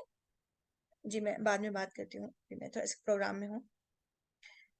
अ, तो आप जो है तवक्कुल, अल्लाह रब्बुल आलमीन पर भरोसा, इस कदर भरोसा हो कि नामसायद हालात हो, परेशानी हो, मुल्क के हालात खराब हो, आपको सब कुछ। मुझे बहुत अच्छी चीज वहां पर वो लगती है कि अल्लाह के नबी सल्लल्लाहु अलैहि वसल्लम इंतहाई हालत कि आप छुपने के लिए जा रहे हैं, हिजरत करके मौके पर गार में, उस गार में छुपने के वक्त भी सुराका के लिए कहते हैं कि तुम्हारे हाथ में किसरा के कंगन देख रहा हूँ। ये कितनी बड़ी रजायत पसंदी है। कुनूतियत होता है मायूसी, रजायत पसंदी कहते हैं पुरउम्मीद होना। अल्लाह के नबी सल्लल्लाहु अलैहि वसल्लम की शख्सियत में पुरउम्मीद होना जो है वो उसी वक्त से था जब अल्लाह फरिश्ते ने अल्लाह के नबी सल्लल्लाहु अलैहि वसल्लम को सीने को भेजा था, पहली मर्तबा, दूसरी मर्तबा, तीसरी मर्तबा। और फिर अल्लाह के नबी सल्लल्लाहु अलैहि वसल्लम से कहा कि इक़रा बिस्मि रब्बिकल लज़ी खलक़। उसी वक्त से जो पैदा हुआ था वो तवक्कुल अल्लाह रब्बुल आलमीन पर, और रजायत पसंदी को लाता है तवक्कुल, आपको पुरुमीद बनाता है। पुरुमीद कब बनाता है? पूरे पावर इस्तेमाल करने के बाद में। हज़रत अली रज़ी अल्लाह अन्हु का कौल है, उन्होंने कहा कि मैंने मजबूत इरादे, बेहतरीन वसाइल और मजबूत साजो सामान के बावजूद भी अपने फेल हो जाने या कामयाब ना होने को देखकर खुदा की मौजूदगी का को महसूस किया कि आप अपने तमाम वसाइल को इस्तेमाल करके कुछ नहीं कर सकते जब तक आपका भरोसा अल्लाह रब्बुल आलमीन पर ना हो कि ये जो वाकई मेरे जिंदगी में हो रहा है ये अल्लाह की तरफ से है, ये इसकी ताकत अल्लाह ने मुझ में रखी है, इसीलिए मुझ पर बोझ डाला है। अगर कुछ बुरा हो जाए तो बुरा होना ही मेरे लिए बेहतर है, क्योंकि अल्लाह जानता है। ये सारी चीजें अगर पैदा हो जाए तो एक तवक्कुल भरोसा आता है। वहीं पर उस गार में कितनी उम्दा बात, बहुत ही अच्छी मुझे, कि अल्लाह तहज़न इन्नल्लाह माना। क्या कहा, कितनी उम्दा बात जो अबू बकर सिद्दीक रज़ी अल्लाह ने बाद में दोहराई है अपने अल्फाज में। कहा कि क्या अल्लाह के नबी सल्लल्लाहु अलैहि वसल्लम ने मुझसे कहा कि क्या क्या ख्याल है तुम्हारा उन दो के बारे में जिसके साथ खुदा है। अबू बकर सिद्दीक रज़ी अल्लाह से पूछा, कहा कि वो कैफियत क्या थी। उस गार के करीब दुश्मन पहुंच चुके थे, उनके पैरों को मैं देख सकता था और खौफ से दिल था कि ये इनको खबर लगे और हम मिट जाएं। इतने खतरनाक खौफ के हालत में अल्लाह के नबी सल्लल्लाहु अलैहि वसल्लम ने अपने साथी गार यार से कहा, क्या कहा अल्लाह के नबी सल्लल्लाहु अलैहि वसल्लम ने, क्या ख्याल है उस शख्स के बारे में तुम्हारा जिनके साथ अल्लाह मौजूद है। तो कहा कि क्या ला तहज़न इन्नल्लाह माना। कुरान मजीद ने कितना उम्दा अल्फाज में इसको कहा कि गम न कर, यकीनन अल्लाह हमारे साथ है। क्या वाकई ऐसा होता है? कर्ज की उफ्ताद पड़ जाए, बच्चों का रिजल्ट आ जाए, बच्चों के रिजल्ट के लिए सारे लोग टेंशन का शिकार हो रहे होते हैं, लेकिन कोई ये नहीं कहता कि अल्लाह रब्बुल आलमीन ने जो चाहा, जिस चीज के लिए आपको पैदा किया, दुनिया की कोई ताकत उस लम्हे को आपसे नहीं ले सकती। और जो चीज आपकी किस्मत में लिखी नहीं गई है, आप उल्टा लटक जाइए, दुनिया की कोई ताकत आपको लाकर नहीं दे सकती। अब मुझसे स्टूडेंट सवाल पूछते हैं, आप भी पूछेंगे कि क्या ये सोचकर क्या हमें तदबीर इख्तियार नहीं करना चाहिए? तो उनके लिए जवाब है कि अल्लाह के नबी सल्लल्लाहु अलैहि वसल्लम ने जंग बदर में अपनी सफों को दुरुस्त किया, जंग के मैदान को बिल्कुल सफारा किया, जंग के मैदान में सारी तमाम किस्म के वसाइल लाकर जमा कर दिए, हर फर्द के दिल को लाकर खड़ा कर दिया, उसके बाद पलटे और फिर किया दुआ। क्या की? दुआ की। कितना उम्दा वसाइल के पूरे चीजों को जमा करने के बाद जब आप दुआ की तरफ पलटते हैं, तो आप ये अल्लाह रब्बुल आलमीन से कह रहे होते हैं कि तमाम वसाइल के बावजूद, मजबूत इरादे, अफरादी कुव्वत के बावजूद, ये काम की अच्छा और बुरा होने की दरअसल का मर्जा, मंबा और सेंट्रल पॉइंट आप हैं। आप अगर हमें तौफीक दें तो हम बेहतर कर पाएंगे, अदरवाइज हम नहीं कर पाएंगे। क्या हमने वाकई एग्जाम में ये सब सिखाया कि बेहतरीन स्टडी के बाद जब वो काम ना हो तो समझ जाइए ये रब का इशारा है, ये दुआ है। असल सिर्फ दुआओं से काम नहीं, हमने तो एक क्या उसको एक स्टेटमेंट बना दिया, दुआओं में याद रखिए, दुआओं से होता है, दुआओं से होता है। दुआएं वसाइल और असबाब की जमा करने के बाद एक बेहतरीन स्ट्रैटेजी पर काम करने के लिए फर्द फर्द मिलकर जब एक दिमाग बन जाता है। देखिए एक बहुत जरूरी है इज्तिमाइयत की कामयाबी के लिए, खानदान की कामयाबी के लिए हस्बैंड वाइफ का रिलेशनशिप बहुत अच्छा होगा, तदबीरें बहुत अच्छी होंगी। आप शादी ब्याह पे खर्च के बजाय इल्म पर खर्च करोगे, आप डेकोरेशन के बजाय बच्चों की किताबों पर खर्च करेंगे, दोनों में अंडरस्टैंडिंग होगी, mutual understanding between husband and wife, तब जाकर आपके बच्चों पर अच्छे इंपैक्ट होंगे, उनका मेंटल पीस होगा और उनका अचीवमेंट मिलेगा। और साथ साथ अल्लाह रब्बुल आलमीन से दुआ कर रहे होंगे कि रब्बुल आलमीन, मेरे बच्चों के लिए जो फील्ड हमने चूज की है इसमें अगर बेहतरी है तो ये इनको मिले, अदरवाइज ना मिले, बच्चों की तरबियत पे उसके इम्पैक्ट होंगे। इज्तिमाइयत में किसी कामयाबी को हम कामयाब क्यों नहीं है? इसलिए कामयाब नहीं है कि हम पूरी इज्तिमाइयत के साथ मुस्लिम उम्मा एक दिमाग नहीं बन सके। एक दिमाग बनना होता है, दूरी का सिस्टम खत्म हो जाता है, कोई दो राय नहीं। देखिए यही बात सूरह तौबा में उन लोगों से कहा गया कि इज्तिमाइयत में तुम जंग में जाने से जो पीछे रह गए, तुम असल में पूरी इज्तिमाइयत का दिमाग नहीं बन सके। जब इंसान का दिमाग एक जगह होता है तो कोई चीज बेहतर काम होता है। जब एक इंसान अपने दिमाग को पीसफुल रखता है तो पूरी शख्सियत को उसके इम्पैक्ट होते हैं। जब हस्बैंड वाइफ मिलकर बेहतरीन रखते हैं तो पूरे हस्बैंड पूरे खानदान एक दिमाग बन जाता है और पूरा घर बेहतरीन होता है, पीसफुल इन्वायरमेंट वहां का होता है।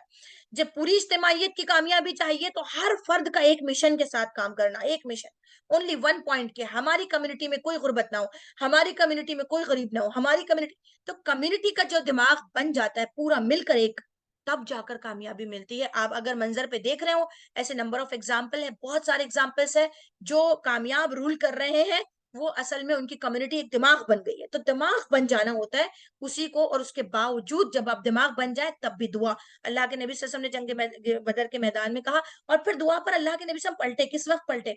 मैं अक्सर उस पर सोचती हूँ, जब ताइफ में पत्थर खाए हैं इंतहाई शदीद हालात में, सारी तदबीरें, स्ट्रैटेजी जबरदस्त थी, स्ट्रैटेजी इख्तियार किया, सब कुछ किया, उसके बाद इतनी बुरी हालत हो गई कि अल्लाह के नबी वसल्लम के जबान से वो अल्फाज निकले। वहां मैं अल्लाह के नबी वसल्लम के मेंटल कैफियत को एक सिचुएशनाइज करती हूँ, कि एक इमेजिनेशन में ले आती हूँ कि कैसी कैफियत होगी कि अल्फाज निकले, "ऐ अल्लाह रब्बुल आलमीन, क्या तूने हरीफ बेगाना के जरिए मुझे खत्म करने का फैसला कर लिया है? यानी दुश्मन भी मानूस हो, यानी वो दुश्मन जिसपे मैंने हुज्जत तमाम कर दी है, यहाँ तो मैंने हुज्जत तमाम भी नहीं की, हरीफ बेगाना है। ये हरीफ बेगाना यानी कि अननोन दुश्मन है, जिस पर मैंने अपनी हुज्जत भी तमाम नहीं की, क्या इसके जरिए तूने मुझे खत्म करने का फैसला कर लिया?" वो कैफियत इतनी अजीब थी कि आसमानों से फरिश्ते ने आकर कहा कि आप कहें तो हम पहाड़ों को पीस डालें, इतनी दर्द में। और उसी पेनफुल कंडीशन में मिशन से इश्क की हालत देखिए कि गुलाम ने लाकर पानी पेश किया, तो उस गुलाम से कहा कि आप कौन हो? कहा मैं इब्रानी हूँ, यानी कि मैं यहूदी हूँ।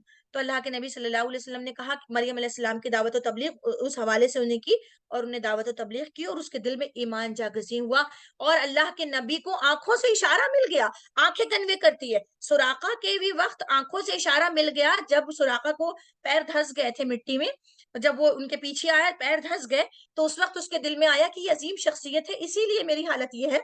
तो वो कन्वे कहाँ से हुआ? अल्लाह के नबी सल्लल्लाहु अलैहि वसल्लम को आंखों से हुआ। आंखें जबरदस्त कन्वे करती है। मेंटल डिप्रेशन की सबसे बड़ी अलामत आंखें होती है। तो डिप्रेशन में जाने से पहले किसी की आंखों में आपके बारे में नेगेटिविटी हो तो आप पढ़ लेते हैं। अल्लाह के नबी सल्लल्लाहु अलैहि वसल्लम को पॉजिटिव पॉजिटिव सिग्नल्स आए हैं, पॉजिटिव वाइब्स मिली हैं कि सुराका के दिल में ईमान चला गया, तो कहा सुराका तुम कैसे कैसे और किसरा के कंगन में तुम्हारे हाथ में देखता हूँ। वहां पर जो गुलाम था जिन्होंने पानी पेश किया, अल्लाह के नबी सल्लल्लाहु अलैहि वसल्लम को सिग्नल मिल गया कि इसके दिमाग दिल में ईमान उतर गया है। तो बिल्कुल वहां पर अल्लाह के नबी सल्लल्लाहु अलैहि वसल्लम ने उसी पिन पॉइंट जगह पर उसको दावत तबलीग की। तो ये सिग्नल बहुत अहम होते हैं, और वो हरीफ बेगाना ये एहसास दिलाता है कि जब तक आप किसी पर हुज्जत तमाम ना करें उस वक्त तक उससे मायूस ना हो। मायूसी से निकालता है, चाहे मुल्क के फर्द हो, खानदान हो, समाज हो, या मुल्क के हालात हो। जिक्र और अज़कार ये हमारी जिंदगी का शेवा होना चाहिए। नमाज की जानमाज उठाने से पहले अल्लाह रब्बुल आलमीन को याद करें। और जब दिल में जिक्र और अज़कार ये भी है कि आप अल्लाह से कहें कि अल्लाह रब्बुल आलमीन मैं इस मामले में फैसला नहीं ले पा रही हूँ, आप मेरी रहनुमाई कीजिए। तो आपसे कहा जाता है ना 1000 मरतबा ये पढ़ने से ऐसा हो जाएगा, से बेहतर अमल जिक्र ये है कि आप उसको दिल में पुकार कर कहिए कि मेरे बच्चे की लर्निंग को, मेरे बच्चे के जहन में वसअत पैदा कर दे, इसके ऊपर इल्म का हासिल करना आसान कर दे। माओ के नजदीक दर्द बच्चे का ही होता है ज्यादा, इसलिए मैं ज्यादा बच्चे पर कह रही हूँ। या फिर इसका पढ़ने का आसान कर दे, इसका नतीजा अच्छा आ जाए। ऐ अल्लाह ताला इसका नतीजा अच्छा ना हो तो इसके अंदर कुव्वत पैदा करके इसको बर्दाश्त कर सके। ये सारी चीजें हैं जो हमें अल्लाह रब्बुल आलमीन से जोड़कर मेंटल स्ट्रेस से निकालती है। इसके लिए सबसे अहम चीज क्या है, जिस मेरी आखिरी स्लाइड है, इमोशनल मैनेजमेंट। इमोशनल मैनेजमेंट का ये सर्कल यहाँ से यू टाइप में, ये ऐसे शुरू होता है, यहाँ जाता है, ये यू टाइप में शुरू होता है। मैंने एरो से इसको बताया, इस तरफ जाता है। आप अपने मोबाइल पे देख रहे हो तो देख लीजिएगा। आइडेंटिफिकेशन ऑफ सेल्फ, आपकी खुद की आगाही। खुद आगाही क्या है, मेरे पोटेंशियल्स क्या है, मैं ये काम बहुत अच्छे तरीके से कर सकती हूँ। जब आपको ये पता चलेगा कि मैं ये अच्छे काम से काम कर सकती हूँ, तो आप दूसरों से कंपेयर नहीं करेंगे। दूसरे दूसरे इंसान को अल्लाह ने बहुत अच्छे पढ़ने की सलाहियत दी है, वो कुरान अच्छा पढ़ता है और मैं ये अच्छा पढ़ पाती हूँ, या मैं वो अच्छा पढ़ पाती हूँ, तो आप ये सोचिए कि मैं इसको बेहतर तरीके से और कैसे समझ पाती हूँ। देखिए हर एक का मेंटल पैटर्न्स एक जैसे नहीं होते हैं, अलग अलग होते हैं। तो अपने मेंटल कंडीशन को समझना, अपनी जात को, अपने पोटेंशियल को, अपनी महारत को समझना, और समझने के साथ साथ क्या करना, इसको कैसे आगे बढ़ाना है। मैं अगर ड्राइंग अच्छी करती हूँ तो इसको इस्लामियात की कंसेप्ट में कैसे ढाल सकती हूँ, इस पर आप गौर फिक्र करें। एक ही गाय की मिसाल मैं अक्सर देती हूँ कि एक ही गाय में इमोशनल क्वेश्चन, जिसका इमोशनल मैनेजमेंट जिसके पास होगा, वो मेंटल स्ट्रेस मैनेजमेंट में बहुत पीसफुली अटेम्प्ट कर पाएगा। मैंने पीसफुली अटेम्प्ट करने यानी कि स्ट्रेस को मैनेज कर पाएगा। इमोशंस जो है वो जज्बातियत ऐसी चीज है कि हमको जज्बातियत ही हमारे मेंटल कंडीशन को डिस्टर्ब करती है। मिसाल के तौर पर हम किसी भी इंसान को बुरा करने या बुरा होने या हादसा हो जाने के बाद हम अपने स्ट्रेस से निकल नहीं पाते हैं, क्योंकि हम इमोशनली बिल्कुल डिस्करेज होते हैं, मतलब इमोशनली मतलब पारा पारा हो चुके होते हैं, ब्रेक होते हैं, और हम अपने आप को समेट नहीं पा रहे होते हैं। इसलिए हम सोशल डिस्टेंस बनाते हैं, लोगों से नहीं मिलते हैं। क्योंकि हमने किसी को परसीव किया, तो अपने आप को ये महसूस करना कि मैं कितनी चीजों को बर्दाश्त कर पाती हूँ, मेरे अंदर कौन कौन से स्किल है। तो इमोशनल मैनेजमेंट को मैनेज करने के लिए अपनी जात को, आइडेंटिफिकेशन ऑफ सेल्फ, इरफान जात कहते हैं, अपनी जात को पहचानना। मैं कितना टॉलरेट कर पाती हूँ, क्या मैं इन चीजों को बर्दाश्त कर पाऊंगी, क्या मैं ये स्किल रखती हूँ, मैं कौन सी स्किल रखती हूँ, मैं अच्छा बोल लेती हूँ, मैं बोल नहीं पाती हूँ, मैं रिएक्ट नहीं कर पाती हूँ, मैं स्टेज में पर खौफ महसूस करती हूँ, मैं किसी से मिलने से घबराती हूँ। तो अपनी जात के वो चीजों को आइडेंटिफाई करना, first of all. Self regulation, नफ्स पर काबू, यानी आपको ये आना चाहिए कि मुझ में वो चीजें हैं, तो मेरे पास वो सलाहियत है, वो सलाहियत मेरे पास नहीं है। और फिर उसके बाद ये कि मुझे ये चीज लेने के लिए ख्वाहिश हो रही है, लेकिन वो मेरे पास नहीं है, तो इट्स ओके, मुझे कोई टेंशन नहीं है। यानी आपको रिएक्शन देने, बच्चों के मामले में रिएक्शन हो, हस्बैंड के मामले में हो, ससुरालियों के मामले में हो। जैसे अगर आप किसी को कुछ दे रहे हैं, तो आपके नजदीक वो देने वाली चीज बड़ी मेहनत से आपने खरीद कर लाई है, परसीव करने वाले के नजदीक वो चीज बहुत ला हासिल है, उसको पसंद नहीं आई है, उसका जो परसीव करने का अंदाज है वो वैसा है नहीं जैसा कि आप चाहती हैं। तो आपको फ्रस्ट्रेशन आने लगता है, तो आप अपने नफ्स को इजहार करती है, गुस्से में आती है। उस गुस्से में आने से पहले हमको काबू हो कि अच्छा ये चीजें इन्हें नहीं पसंद आई, इट्स ओके, इनको शायद इनके इसके अलावा होगा, या फिर ये कि ये चीजें इन्हें नहीं पसंद आई है, मैं नेक्स्ट टाइम ठीक करूंगी, या फिर छोड़ो इसको, ये किसी और चीज के काम आ जाएगी, उनके काम आ जाएगी, या इनके पास कोई टेंशन अभी होगा इसलिए इन्होंने ऐसा परसीव नहीं किया। तो अपने नफ्स पर किसी भी चीज पर काबू हो। जब आप चुगली कर रहे हो कुछ। अभी मेरे पास हादिया मैगजीन में सवालात पूछती हैं खवातीन ने पूछा, मैं आदत पर काबू नहीं पा रही हूँ। मैंने कहा नफ्स पर काबू पा लो, आदत पर काबू आ जाएगा। आदत पर काबू पाने में एक नया रिसर्च रीवायरिंग का मैंने उनसे जवाब में कहा कि रिवायर करता है माइंड को। जैसे मिसाल के तौर पर आप स्टडी अच्छी करती थी, अचानक शादी के बाद ब्रेक लग गया, आप लंबे अरसे तक सिर्फ खाम में होमली कामों में अपने हैं। अब आपने किसी से मिला, आपने कहा हाँ मेरी भी साइकोलॉजी बहुत अच्छी थी जबरदस्त, लेकिन मुझे पढ़ने का मौका नहीं मिला। एक फ्रस्ट्रेशन आपको आ गया, आपने उस फ्रस्ट्रेशन को रिड्यूस करने के लिए आप सोचे कोई बात नहीं अभी स्टार्ट कर लेते हैं। शॉर्ट कोर्सेज कौन से हैं, वेब पे जाके सर्च करें, मिल जाएगा कि उडेमी पर है, बहुत सारे कोर्सेज हैं। और ये IU जो है मलेशिया यूनिवर्सिटी बहुत सारे इंट्रोड्यूस करवा रही है कोर्सेज नए वाले, इग्नोर करवा रही है, मैं घर बैठे ये कर लेती हूँ। तो नफ्स पर काबू पाने के बाद आपके माइंड में ऐसे ऐसे जनरेटिव पॉइंट्स आ जाएंगे जो नए आइडियाज जनरेट करेंगे कि उस गोल को अचीव करने के लिए जो अधूरा रह गया था, मैं कैसे इसको रिवायर कर सकती हूँ, मैं उसको रिकनेक्ट कर सकती हूँ अपने माइंड से, अपनी हैबिट से, अपनी आदत से, अपनी हर चीज से मैं कैसे रिकनेक्ट कर सकती हूँ। हर चीज रिहेबिलिटेट हो सकती है, आपके नफ्स पर आपका काबू हो। मुझे ये करना है। एक्सरसाइज करने के लिए बड़ी जबरदस्त किस्म की कुव्वत चाहिए होती है। जो ओबेसिटी का शिकार होती हैं उनको डाइट प्लान पर अमल करने के लिए जबरदस्त किस्म की कुव्वत कंट्रोल चाहिए। तो उस कुव्वत कंट्रोल नहीं है, इट्स ओके, पैदा करें। जैसे मिसाल के तौर पर मैं अपने स्टूडेंट से कहती हूँ, चैटिंग करने की आदत हुई किसी से, किसी लड़के से हो गई है, तो अब आप निकलने की कोशिश कीजिए उससे, और बार बार कहिए यार ये बुराई है, इस बुराई से मुझे निकलना है, ये बुराई है, जमीर को मरने मत दीजिए। बस ये कहिए कि बुराई है, मुझे इससे निकलना है, अपने नफ्स पे कंट्रोल पाना है, ब्लॉक कर दीजिए। फिर आया याद कि नहीं लगा कर लेना चाहिए, फिर करिए, लेकिन फिर कहिए नहीं मुझे निकलना है, निकलना है। ऐसे 12 अटेम्प्ट तक खुद अपने आप फिर कराइए। आप बार बार बोलने की वजह से उस बुराई से नफरत हो जाएगी, और फिर आप अपने आप को सोचकर आंख बंद करके सोचेंगे, अगर 12 मरता अटेम्प्ट के बाद भी आपको ये आदत नहीं छूट रही है, तो किसी काउंसलर से मदद लीजिए, अननोन काउंसलर से, उसको सारा किस्सा समझाइए। मैंने ये भी कहा कि घर के अफराद को मत कहिए, घर के अफराद से आपको आंखें चार करनी होती हैं। आपको शादी के बाद मिलना होता है, वो आपको तंज कर सकते हैं, याद दिला सकते हैं। आप एक अननोन काउंसलर से काउंसलिंग करवाइए, और उससे सपोर्ट सिस्टम है एक समाज के अंदर, उनसे सपोर्ट लेके निकल जाइए। बस ये याद रहे कि हम जो कर रहे हैं वो गलत कर रहे हैं, हमें राइट वे में जाना चाहिए, ये एक एटीट्यूड आना चाहिए। फिर मोटिवेशन, यानी कि आप किसी भी काम को मोटिवेशन के बगैर ना सेल्फ रेगुलेट हो सकते हैं, ना खुद आगाही आ सकती है। जाने तो यार क्या मेरे अंदर पोटेंशियल है मुझे मालूम ही नहीं है। अक्सर आप अब मुझसे बच्चे आके पूछते हैं कि अब मुझे बताएं मैम कि मेरे अंदर क्या पोटेंशियल है, मैं अभी तक अपने आप से आगा नहीं हूँ। मैंने कहा बेटा ये आगाही तो इंसान को कयामत तक, यानी कि मौत की कब्र में जाने तक भी नहीं मिल पाती है, इसलिए परेशान नहीं होना। जो चीजें आपको आती हैं, मौजूद लम्हे में पूरी ईमानदारी के साथ जिंदा रहना। आप जब ये काम कर रहे हो तो आपका कोई डिस्टरबेंस नहीं है, आप सिर्फ यही काम कर रहे हो। आप पढ़ रहे हो तो ओनली पढ़ रहे हो, आप रोटी पका रहे हो तो सिर्फ रोटी पका रहे हो, आप किचन में खड़े हो तो आपके पास किचन में मौजूद ईमानदारी के साथ खड़े हो, कोतमीर धो रहे हो ताकि इसके हाइजीन मेंटेन कर रहे हो। आप अब उसके पेस्टिसाइड्स उस पर लग जाते हो तो गीजर ऑन करके धो रहे हो, कुछ सब्जी को धोना होता है तो वो धो रहे हो। आप ये देख रहे हो कि जो चीज मैं इस्तेमाल कर रही हूँ उसको धो कर लूं ताकि कोई कीड़ा वगैरह उसमें ना हो। आपका अपने बच्चों को लेकर सेहत का ये कॉन्शियसनेस किचन में काम कर रहा हो, आपके पास दूसरा काम ना हो। लम्हे मौजूद में पूरी ईमानदारी के साथ जिंदा रहने को कहते हैं मोटिवेशन। आप मोटिवेट हो हर चीज के लिए, और इंसान नंबर ऑफ टास्क कर सकता है, मोटिवेट रह सकता है, लेकिन वो ये कहे कि मैं अगर कॉलेज में पढ़ा रही हूँ ईमानदारी से, मैं अगर हस्बैंड से बात कर रही हूँ क्वालिटी टाइम स्पेंड करूंगी हस्बैंड से, बिल्कुल हस्बैंड से। कुरान ने खुद कहा कि जब आप दोनों बैठे हो दोपहर के वक्त और रात के वक्त, तो आपके बच्चे भी दाखिल ना हो, अगर वो आए तो नॉक करके आए। आप जब जब पूरा अटेंशन पे करते हैं, मैं इस लड़की की फरियाद सुन रही हूँ तो इसी लड़की की सुन रही हूँ, मल्टीपल चीजें मेरे पास नहीं चल रही हैं। तो ये जो ईमानदारी, honesty is the best policy, किसी अंग्रेज के नजदीक तो ये पॉलिसी हो सकती है जो टाइम टू टाइम चेंज होती है, लेकिन मुसलमान के नजदीक ऑनेस्टी ईमान का तकाजा है, पॉलिसी नहीं है। तो ये जो है हमारे ईमान का तकाजा है कि हम मोटिवेट उस वक्त हैं जब हम ईमानदार। एक्सरसाइज तो रोजाना पाबंदी से एक्सरसाइज, हम एक्सरसाइज के अलावा कुछ नहीं कर रहे। ये नफ्स पे काबू और मोटिवेशन है। सोशल स्किल, जब ये तीन चीजें आपके कंट्रोल में होती हैं तो आपके अंदर एक चीज आती है एम्पैथी। एम्पैथी क्या चीज है?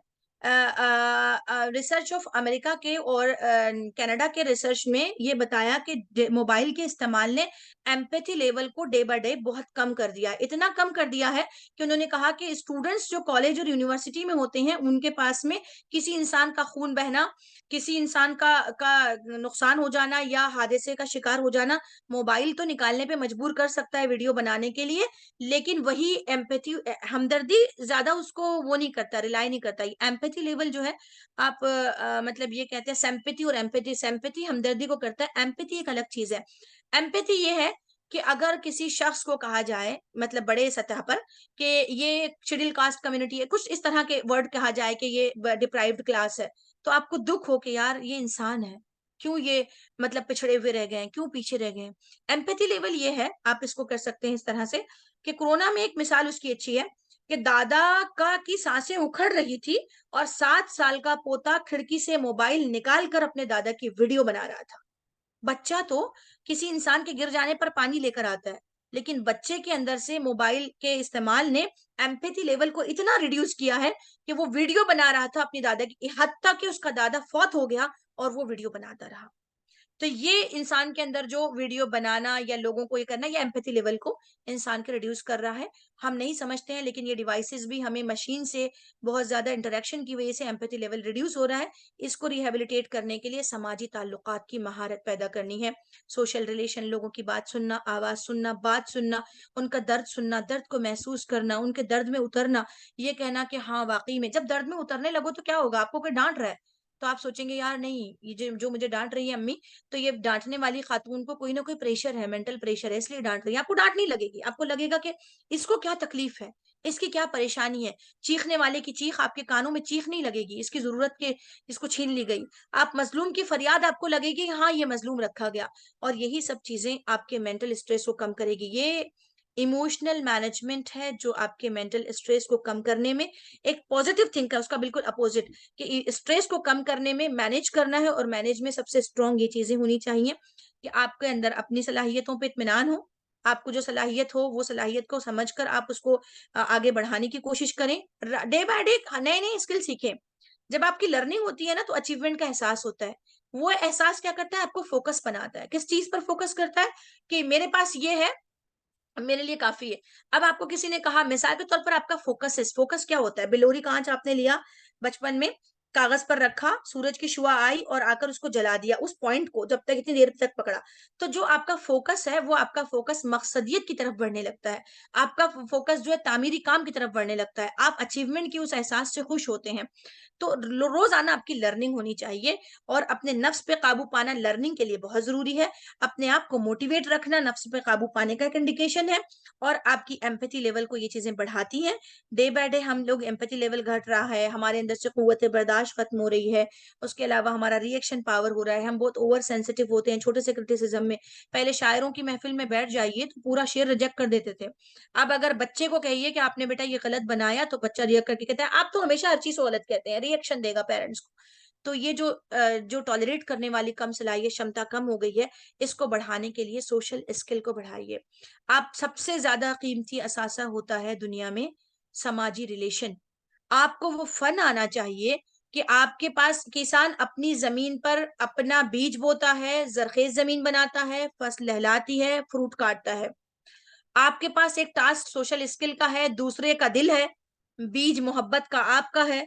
आप उसकी सरजमीन पर अपनी खेती करेंगे, खेती से पहले जरखेजी बढ़ाएंगे, उसके ताल्लुकात को उस्तवार करेंगे, उस पर अपना बीज डालेंगे, फिर वो खेती होगी और फिर उसकी लहलहाती हुई फसल होगी। अब सोशल स्किल यही है, मैं इसको ऐसे ही एक्सप्लेन कर पाती हूँ कि आपको वो महारत आए कि दूसरे के दिल की जमीन पर अपनी मोहब्बत की खेती आप उगा सकें। मैं अल्लाह रब्बुल आलमीन से दुआ करती हूँ कि अल्लाह रब्बुल आलमीन हम तमाम को ज़हनी सुकून का शिकार बनाए, हमारे प्रैक्टिकल जितनी भी वर्क है वो तमाम काम हमारे लिए ज़हनी सुकून का बायस बने, हमारे अंदर क़नाअत पसंदी इत्मीनान क़ल्ब पैदा करे। अल्लाह रब्बुल आलमीन ने जिस मिशन के लिए दुनिया में भेजा वो मिशन हम पर गालिब रहे। व आखिर दावाना अनिल हम्दुलिल्लाहि रब्बिल आलमीन। MashaAllah, very comprehensive and beautifully explained. Jazakallahu khairan kaseera wa ahsanul jaza. अल्लाह रब्बुल इज़्ज़त आपके इल्म में मज़ीद बरकत अता फरमाए।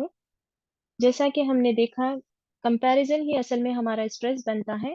खुद को और अपने बच्चों को कंपैरिजन से बचाना है, और छोटी-छोटी बातों पर हाइपर होना भी स्ट्रेस की तरफ ले जाता है। बच्चों में वर्क डिस्ट्रीब्यूशन का कल्चर रखना है और पूरे घर को टीम सर्कल बनाना है। और इस आयत को हमेशा ज़हन में रखना है, ला युकल्लिफुल्लाहु नफ्सन इल्ला वुसअहा। ये यानी अल्लाह ताला ने जो ज़िम्मेदारी मुझ पर डाली है, तो अल्लाह ने मुझे इसके काबिल समझा, मुझे बेहतरीन समझा, इसीलिए ये बोझ मुझ पर डाला है। इसको एक्सेप्ट करना है। और आखिर में हमने देखा कि हम अपने स्ट्रेस को कैसे रिलीज़ कर सकते हैं।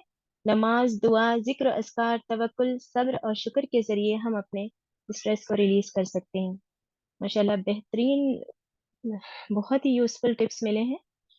अल्लाह ताला आपको बेहतरीन जज़ा दे। अब हमारा क्वेश्चन आंसर सेशन होगा। I request all of you to ask questions from our expert. इसके लिए आप अपना हैंड रेज कर सकते हैं या चैट बॉक्स में अपना क्वेश्चन टाइप कर सकते हैं। डॉक्टर साहिबा आपके क्वेश्चंस का जवाब देंगे।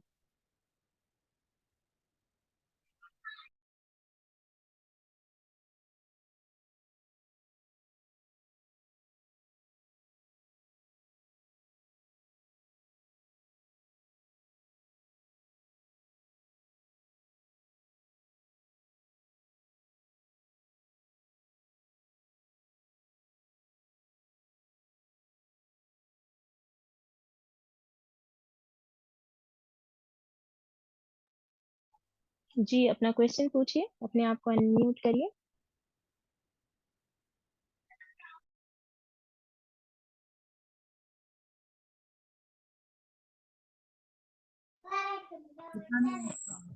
अस्सलाम वालेकुम।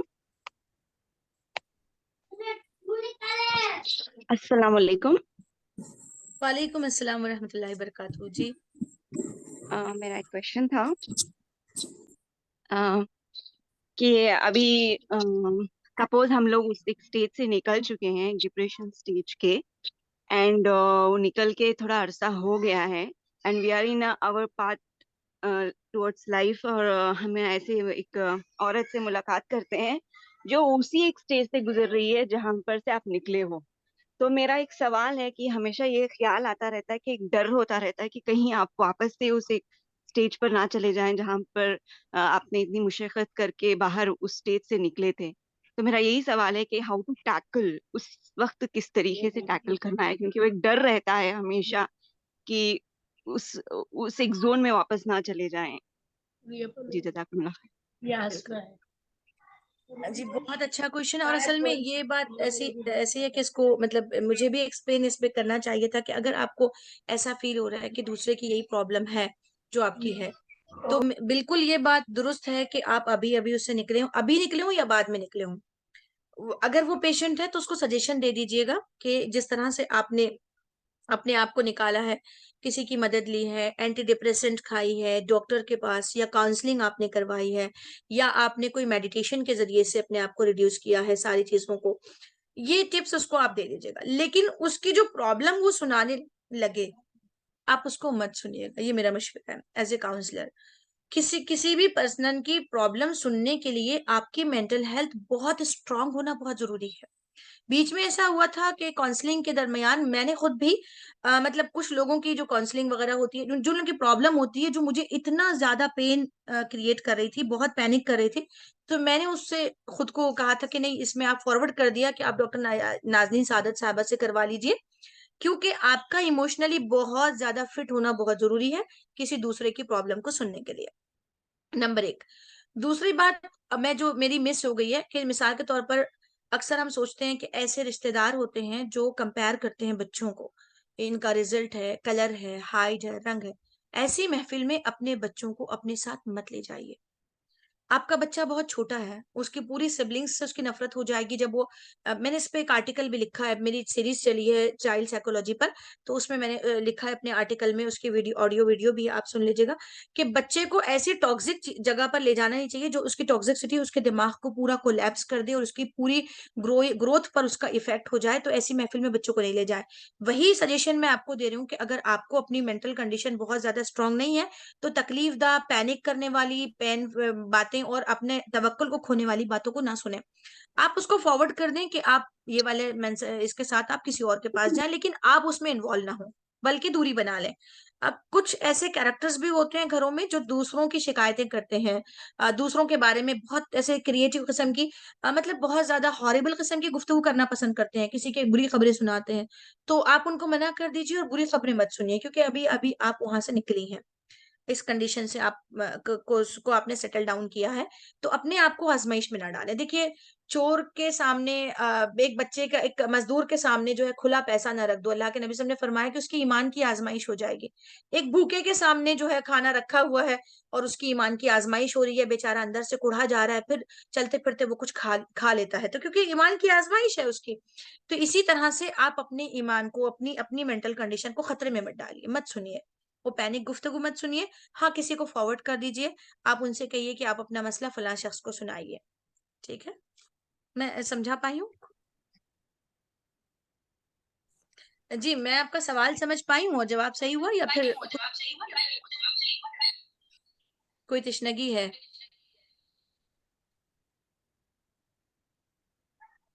हाँ, जिन्होंने सवाल पूछा था मैंने उनसे पूछा है कि सवाल क्या मैं दुरुस्त समझ पाई हूँ? आप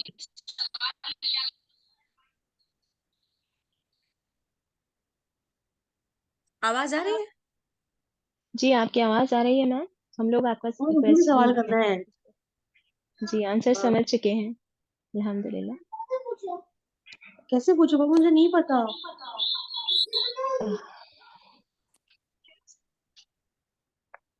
जी, चैट बॉक्स में भी एक क्वेश्चन है डॉक्टर साहिबा। My question is I get angry very soon and can't control my anger. इसका क्या जवाब देंगे? जी बिल्कुल, इसको असल में एंगर मैनेजमेंट के कुछ टिप्स आपको सीखने होंगे। जैसे कि मिसाल के तौर पर, सबसे बड़े, बहुत तेज गुस्सा आ गया, सबसे पहला हथियार आपके पास है, लंबी सांस ले लीजिए, आंखें बंद कर दीजिए 2 मिनट के लिए। लंबी लंबी सांसें लीजिए, 1 2 3। फिर उसके बाद अपने घर के बच्चों से या सबसे कह दीजिए कि बेटा जब मुझे गुस्सा आए ना, कुछ पूछे बगैर पहले पानी का गिलास ले आइए। ठीक है। साइकोलॉजी के बहुत सारे टिप्स में बंडूरा और वॉल्टर की थ्योरी में बताते हैं कि पंचिंग डॉल हो, पिल्लो पंचिंग किया जाए, अपना स्ट्रेस निकाला जाए। ये इस तरह की, खवातीन को ऐसी आदत नहीं होती है, स्ट्रेस आता है तो वो या तो पैर पटकती हैं, दरवाजा बंद कर देती हैं, या फिर सारा गुस्सा अंदर जज्ब कर लेती हैं। अपने बच्चों से कह दीजिए कि बेटा मुझे बहुत गुस्सा आता है, जब मैं गुस्सों में कुछ कहूं आपसे तो सीरियस लेने से पहले अपने मम्मा को पानी ला के पिला दीजिएगा। ठीक है, आप उनसे कह दीजिए। और लंबी सांस लेना तो आपके इख्तियार में है, लंबी लंबी सांस ले लिए, आंखें 2 मिनट के लिए बंद कर दीजिए, जोर से दबा के बंद कीजिए, आहिस्ता आहिस्ता आहिस्ता आहिस्ता ओपन कीजिए। फिर लंबी सांस लीजिए और सांस लेकर कहीं पानी लाइए, या फिर आप उठकर जा सकती हो तो पानी ले लीजिए, वो सबसे बेस्ट ऑप्शन है, क्योंकि आपकी पोजीशन चेंज हो जाएगी। 3 टिप्स है। नंबर एक कि आप जो है लंबी सांस लें। नंबर 2, पोजीशन चेंज कर लें। नंबर 3, गुस्सा आ जाए तो लेटकर ज्यादा गुस्सा नहीं आता है, असल में बैठकर और खड़े होकर ये गुस्सा आता है। तो खड़े होते ही फौरन कोई सहारा लेकर बैठ जाइए, क्योंकि गुस्से में हालत बहुत ज्यादा इंसान की गैर होती है और फिर वो अनएक्सपेक्टेडली कुछ और कर सकता है। नंबर 1 मैंने कहा आपको पानी पे सांस ले लीजिए। नंबर 2, पोजीशन चेंज कर लीजिए। नंबर 3, पानी पी लीजिए। और नंबर 4 मैं ये कह रही हूँ कि गुस्सा आने के बाद आपकी जो एक एक्चुअल बिहेवियर है, इंसान के 2 होते हैं, एक नफ्स अम्मारा लवामा, और उनके इंसान के, और जो मुतमइन्ना, और इंसान उसको मुतमइन करता है। तो जो इंसान के अंदर अल्लाह ने शर और खैर दोनों रखा है, तो शर को हमेशा इंसान सप्रेस करता है, पीछे की तरफ रखता है और फ्रंट में रखता है लोगों के लिए, इंसान की खैर को। खैर आगे होता है, शर पीछे होता है, लेकिन गुस्से में क्या होता है, आपका शर आगे आ जाता है। तो गुस्से में जो चीज आपकी रीड कर लेता है इंसान को, लोग कहते हैं ये उसकी असल शख्सियत है, वो असल शख्सियत नहीं है, बल्कि इंसान उसको चाहता है कि वो किसी के सामने ना दिखे। असल शख्सियत तो आपकी सलीमुत तबई है। तो आप कोशिश ये करें कि गुस्से में मेरी कंडीशन लोगों पर आया हो जाएगी, इसलिए मुझे कंट्रोल करना है। और कंट्रोल करने की चीजें होती हैं आपके एक्सप्रेशन, पेशानी के लाइंस, वो सारी चीजें बनने लगती हैं। तो थोड़ा सा मेकअप वाला लोग स्ट्रेस डालें कि मेरी पेशानी पर रिंकल्स आने शुरू हो जाएंगे अगर मैं स्ट्रेस में हूँ, आंखों पर तनाव आने लगेगा स्ट्रेस में हूँ, और फिर वो रिंकल उसी पोजीशन में आपकी एजिंग एजिंग जाहिर करती है। तो खवातीन को अगर मेकअप और इसका और फेस के चेंज होने का अगर एहसास हो जाए, जॉ लाइन खत्म हो जाती है, स्ट्रेस में अगर बैठ रहे हो तो आपकी डबल चिन आने लगती है, ये सारी चीजों का एक टेंशन जो है उसको कॉन्शियस रखता है कि नहीं मुझे स्ट्रेस पे नहीं जाना चाहिए। तो अपने आप से कहिए कि मेरी तब्दीली आ जाएगी, मैं इसको रोकूं। ठीक है। जी, और एक क्वेश्चन है चैट बॉक्स में। जी, what if the toxic and comparing relatives at stay at home joint family? Yes, ये बहुत सारे लोगों को प्रॉब्लम है कि कैसे करें। देखिए, पहले तो ये कि सबसे पहले अपने बच्चों को कंट्रोल कर लीजिए ऐसी महफिल से। उसके बाद टॉक्सिक पर्सनालिटी आपकी फैमिली में है तो आप उसको, दो तरीके हैं। एक सर सैयद अहमद खान ने हसद के ताल्लुक से वो बात कही है, मैंने उसको वहां से कोरिलेट करके इस जगह भी लिया है कि मिसाल के तौर पर और अल्लाह के नबी सल्लल्लाहु अलैहि वसल्लम का भी एक तरीका मैंने वहां से खस किया, दोनों बता देती हूँ। पहली चीज ये कि अल्लाह के नबी सल्लल्लाहु अलैहि वसल्लम खालिद बिन वलीद को देखते हैं। खालिद बिन वलीद मुखालिफ पार्टी में है, वो बातिल की तरफ से लड़ रहे हैं, और अल्लाह के नबी सल्लल्लाहु अलैहि वसल्लम हक की तरफ से लड़ रहे हैं। अल्लाह के नबी सल्लल्लाहु अलैहि वसल्लम को खालिद बिन वलीद देखते हैं कि नमाज में इन्होंने सफ बनाई है और डिसिप्लिन के साथ पढ़ रहे हैं। खालिद बहुत जबरदस्त लड़ने वाले हैं, बड़े अच्छे जंगजू हैं, अल्लाह के नबी सल्लल्लाहु अलैहि वसल्लम ने उनको जी भर के देखा, ठीक है। लेकिन जो आप सोचते हैं वही वाइब्स जाती हैं। आपने पॉजिटिव सोचा, पॉजिटिव वाइब्स जाएंगी। इस पे एक एक्सपेरिमेंट है, इस पे हाँ, पहले मैं खालिद की बात कंप्लीट कर लूं कि बिन वलीद को जब देखा अल्लाह के नबी सल्लल्लाहु अलैहि वसल्लम ने, तो खालिद बिन वलीद रजी अल्लाह अन्हा से कहा, उनसे, उनके भाई से कहा, जब वो इस्लाम कबूल नहीं किया था, उनके भाई से कहा कि खालिद कैसे हैं। अल्लाह के नबी सल्लल्लाहु अलैहि वसल्लम ने कहा, तो उनके भाई आए अपने भाई से मिलने के लिए और कहने लगे, उनके भाई ने पूछा कि क्या है अल्लाह के हालत सुनाओ, इस्लामी जमात का, वो जमात जो है अल्लाह के नबी सल्लल्लाहु अलैहि वसल्लम की, जो इस्लाम के नुमाइंदा लोग हैं, उनकी क्या हालत है। खालिद ने पूछा अपने भाई से, पत्थर पे बैठे हुए थे दोनों। तो अल्लाह के नबी से उन्होंने कहा, खालिद बिन वलीद के भाई ने कहा कि अल्लाह के नबी सल्लल्लाहु अलैहि वसल्लम ने पूछा कि खालिद कैसे हैं। तो कहा अल्लाह के नबी ने मेरे बारे में पूछा। तो जब डिसिप्लिन नमाज का देखकर ही उनके दिल में ईमान आ गया था, मेरे बारे में पूछा अल्लाह के नबी सल्लल्लाहु अलैहि वसल्लम ने। तो कहा हाँ, तुम्हारे बारे में अल्लाह के नबी ने दरियाफ्त किया। फिर अल्लाह के नबी सल्लल्लाहु अलैहि वसल्लम के पास वो उठे और मैं कहा मैं मिलकर आता हूँ। फिर लोगों ने बीच में पूछा खालिद कहाँ जा रहे हो, कहा मैं इस्लाम कबूल करने जा रहा हूँ, अल्लाह के नबी के पास जा रहा हूँ। अल्लाह के नबी सल्लल्लाहु अलैहि वसल्लम खालिद बिन वलीद से मिले और खालिद बिन वलीद रज़ी अल्लाह तआला के कांधे पर हाथ रखा, हाथ रखकर कहा, खालिद अल्लाह ने तुम्हें बहुत कुव्वत अता की है। तो वहां से मैंने वो पॉइंट लिया कि जब कोई इंसान टॉक्सिक हो, कोई इंसान किसी तरह का मतलब तकलीफ दे रहा हो, तो उसकी अंदर के पोटेंशियल को टच करने वाली चीज कही है। टॉक्सिक पर्सनालिटी हमेशा समाज के क्रिएटिव का प्रोडक्ट होती है। टॉक्सिक पर्सनालिटी वही कुछ हमको दे रही होती है जो उसने समाज से पाया। मैंने कहा कि वो बच्चे जो बचपन से सुनते आए हैं, इसका रंग काला है, इसका कद छोटा है, ये अच्छा नहीं है, वो समाज को क्या देगा। उसने यही सीखा समाज से कि लोग चुभा कर बोलते हैं, मैं भी चुभा कर बोलूं। जो इंसान आपको दिख रहा है वो समाज का प्रोडक्ट है, उसका पूरा मेकअप चेंज कर दीजिए। उससे कहिए यार तुम्हारे अंदर जो स्किल है ना, मैं वाकई इस पर रश से देखती हूँ, तुम्हारे अंदर वाकई जबरदस्त किस्म का पोटेंशियल, उसको छूने वाली बात करिए। तो वो टॉक्सिक पर्सनालिटी को A1 टाइम बोलिए, 2 टाइम बोलिए, 3 बोलिए, आपका बिल्कुल वो आपके कंट्रोल में आएगा। इसी को मैंने आखिरी बात कही है, social skill. Sir Syed Ahmad Khan ने ये बात कही है कि अगर आपको हसद फील हो रही हो किसी से, उसके पास अच्छा है मेरे पास अच्छा नहीं है, तो फरोतनी जताओ, तवाजो बख्शो। उन्होंने कहा, बड़े अच्छी लिटरेरी लैंग्वेज में कहा, तवाज़े बख्शना ये नहीं कहो कि आइए ना हमने आपके लिए दस्तरखान लगाया है, खाना खा लीजिए, हम आप ही के लिए खड़े हैं। मतलब आपको जो हसद हो रही है उसको अपने आप को रिहेबिलिटेट करने के लिए आप उसकी तारीफ करिए, आप बहुत अच्छा बोलती हैं, आपका वो चीज मुझे, और ऐसा इसको जो है आर्टिफिशियलिटी मत बोलिए, उसकी वाकई वो चीज ढूंढिए कि कौन सी चीज में अच्छी है और उसको बताइए। अगर आपने आर्टिफिशियली बोला तो यकीन करिए टॉक्सिक पर्सनालिटी को पूरी खुद आगाही होती है कि मुझ में ये बुराइयां हैं, उसको पता होता है। अगर आप आर्टिफिशियल बिहेवियर के साथ बोलेंगे हाँ आप इतना अच्छा करते हैं और उसमें वो चीजें है नहीं, तो उसको कोई सिग्नल नहीं मिलेगा। ओरिजिनल चीजों को ढूंढिए उसमें और बोलिए, तो फिर वो खानदान में रहने वाला। जैसे मिसाल के तौर पे भाभी, आप सारे बच्चों को मेरे पास दे दीजिए, मैं होमवर्क करवा देती हूँ और थोड़ा सा खाना आप पका लीजिए, वरना हम दोनों मिलकर पकाएंगे। तो जो टॉक्सिक नहीं है, जिसकी मेंटल हेल्थ अच्छी है, वो दूसरे के इसमें कुछ ना कुछ बीज डालता रहे अच्छाई के। मैं आपका सवाल समझ के जवाब दे पाई हूँ। अमतुल्ला करीम साहबा, आप बताएं कि मैंने इनका सवाल सही समझा है, क्योंकि यहाँ जी जी कम्युनिकेशन का बैरियर होता भी है, इसलिए मैं कह रही हूँ। जी मैम, जी जी समझ में आ गया है माशाल्लाह। और एक क्वेश्चन है, I am a teenager, what if खुद पेरेंट्स से कंपैरिजन करें, मीन्स जितना भी करो दे आर नेवर सेटिस्फाइड, तो इस सिचुएशन में क्या करें?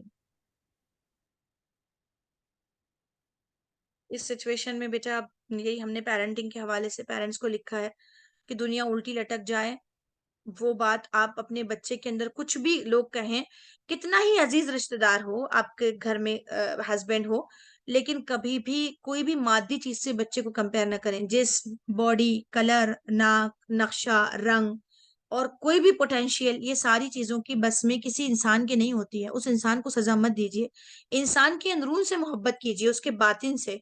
वो बच्चा जो आपके सामने छोटा है, उसको सेटिस्फाइड होकर ये कहिए कि बेटा जो तुमने काम किया बेहतरीन किया। कंपैरिजन पेरेंट्स का भी बच्चों को बुराई की तरफ ले जाता है और टॉक्सिक बना देता है। मैंने अभी कहा ना कि जो भी टॉक्सिक पर्सनालिटी होती है ये इसी समाज का प्रोडक्ट होती है। वो समाज को डिक्लेयरली अनडिक्लेयरली दानिस्ता और नादानिस्ता वही कुछ लौटाते हैं जो समाज से पाते हैं। इसीलिए अभी भी हमारे पास जो हम हेट पा रहे हैं, आपको पता है कि यही जो पूरी हेट अगर हम पूरी इसमें सोशल सिस्टम में पा रहे हैं, तो ये हेट इंसानों को हेट ही बांटने लगाएगी, हमको उसको अपोजिट करना है। तो आप जो है बेटा अपने पेरेंट्स को बैठिए और समझाइए। एक एक काम यूं करें कि उनको हमारा नंबर दे दीजिए या हमारे मैगजीन तक पहुंचा दीजिए। उस पे हमने बहुत लिखा है इस बात पर कि पेरेंट्स जो हैं अपने बच्चों को कंपेयर ना करें। मैंने कई सफहात इस पे काले किए हैं, अभी तो बुक आने वाली है इंशाल्लाह रिसेंटली, कि पेरेंट्स कंपेयर ना करें। क्योंकि जो बच्चा जिस मकसद से अल्लाह ने पैदा किया है, अल्लाह ही जानता है कि उससे अल्लाह कौन सा काम लेने वाला है। आपके पास वो अमानत है, अल्लाह रब्बुल आलमीन के कठेरे में आप खड़े कर दिए जाएंगे अगर इसके साथ नाइंसाफी हो। लोग कहते हैं कि खाना पीना देना नाइंसाफी है या विरासत बांटना नाइंसाफी है। सबसे पहली तो नाइंसाफी वहीं शुरू होती है जब उसको कंपेयर आप करते हैं किसी बड़े से छोटे को, छोटे से बड़े को। कंपैरिजन छोड़ दीजिए। और फिर या फिर आप अहमदुल्ला करीम साहबा की जो लेक्चर सीरीज है या फिर कुछ और है, उनसे अपनी मदर मदर को जोड़ दें। और फिर ये बताएं कि देखिए अल्लाह ताला पूछेगा सिबलिंग्स में हर इंसान, जैसे पांचों उंगलियां यकसा नहीं होती हैं, पांचों उंगलियों के निशानात भी यकसा नहीं होते हैं, ऐसे ही बच्चे भी अलग अलग पोटेंशियल के साथ होते हैं। इस पर एक बहुत अच्छी किताब अभी अभी रिसेंटली आई है, गार्डनर की थ्योरी पर, एस अमीनुल हसन साहब की। उनकी भी कभी स्पीच रखवाइए या उनकी किताब आप पेरेंट तक पहुंचाइए। उन्होंने पेरेंट्स को बहुत उम्दा बातें कही हैं। कहा है आपके बच्चों में अनगिनत पोटेंशियल्स हैं, हर पोटेंशियल्स के साथ बच्चा बड़ा काम कर सकता है, आप उसकी बस कद्र करें। ठीक है। और आप बेटा ये वाली चीज जो बच्चे से रहते हैं, ये मैं इस पे एक्सेप्ट करती हूँ कि हम पेरेंट्स जो है बच्चों के साथ बहुत गलत करते हैं। अल्लाह रब्बुल आलमीन जो भी नुकसान आपकी शख्सियत का होगा हमसे पूछेगा। और इंशाल्लाह हम कोशिश कर रहे हैं कि ये पेरेंटिंग के हवाले से ये अवेयरनेस बच्चों पेरेंट्स में पैदा करें। पहले के लोगों की बेटा उनकी भी गलती नहीं है। पहले के लोगों ने ऐसी थेरीज दी है जिसमें वो कंपैरेटिवली बच्चों को पढ़ाते थे। देखो कितना अच्छा पढ़ रहा है तुम भी पढ़ो, देखो कितना अच्छा लिखता है तुम भी लिखो, उसकी राइटिंग देखो कितनी उम्दा है आप भी लिखो। ये हमारे पास पेरेंटिंग स्टाइल रह चुका है, ओल्ड स्टाइल।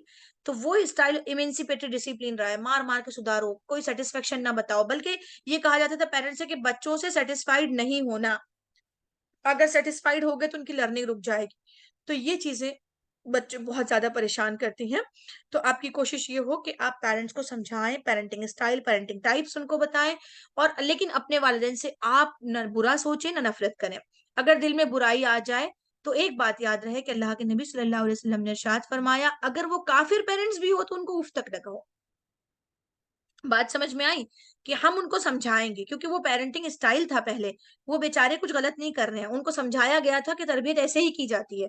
तो वो उस जमाने का प्रोडक्ट है, वो इसलिए ऐसा कर रहे हैं। तो अनलर्न करना चीजों को मुश्किल होता है। तो अनलर्न करने के लिए, यानी कि सीखी हुई चीज को निकाल कर दूसरी चीजें लाने के लिए आप उनकी रहनुमाई कर दीजिए। और सोचिए कि ये पेरेंट्स मेरे ही हैं, इन्होंने मुझ पर बहुत एहसान किया है। अपनी जिस्म की खाल निकाल कर भी जूते बनाकर इन्हें पहनाऊं तो वो एहसान अदा नहीं होगा। जो वालिदैन का एहसानमंद नहीं होता वो दुनिया का किसी चीज का एहसानमंद नहीं हो सकता। तो अपने पेरेंट्स से दिल बुरा ना करें। उनको आप मेरा नंबर दे दीजिए, मैं उनसे बात कर लूंगी। मैं नंबर टाइप कर रही हूँ।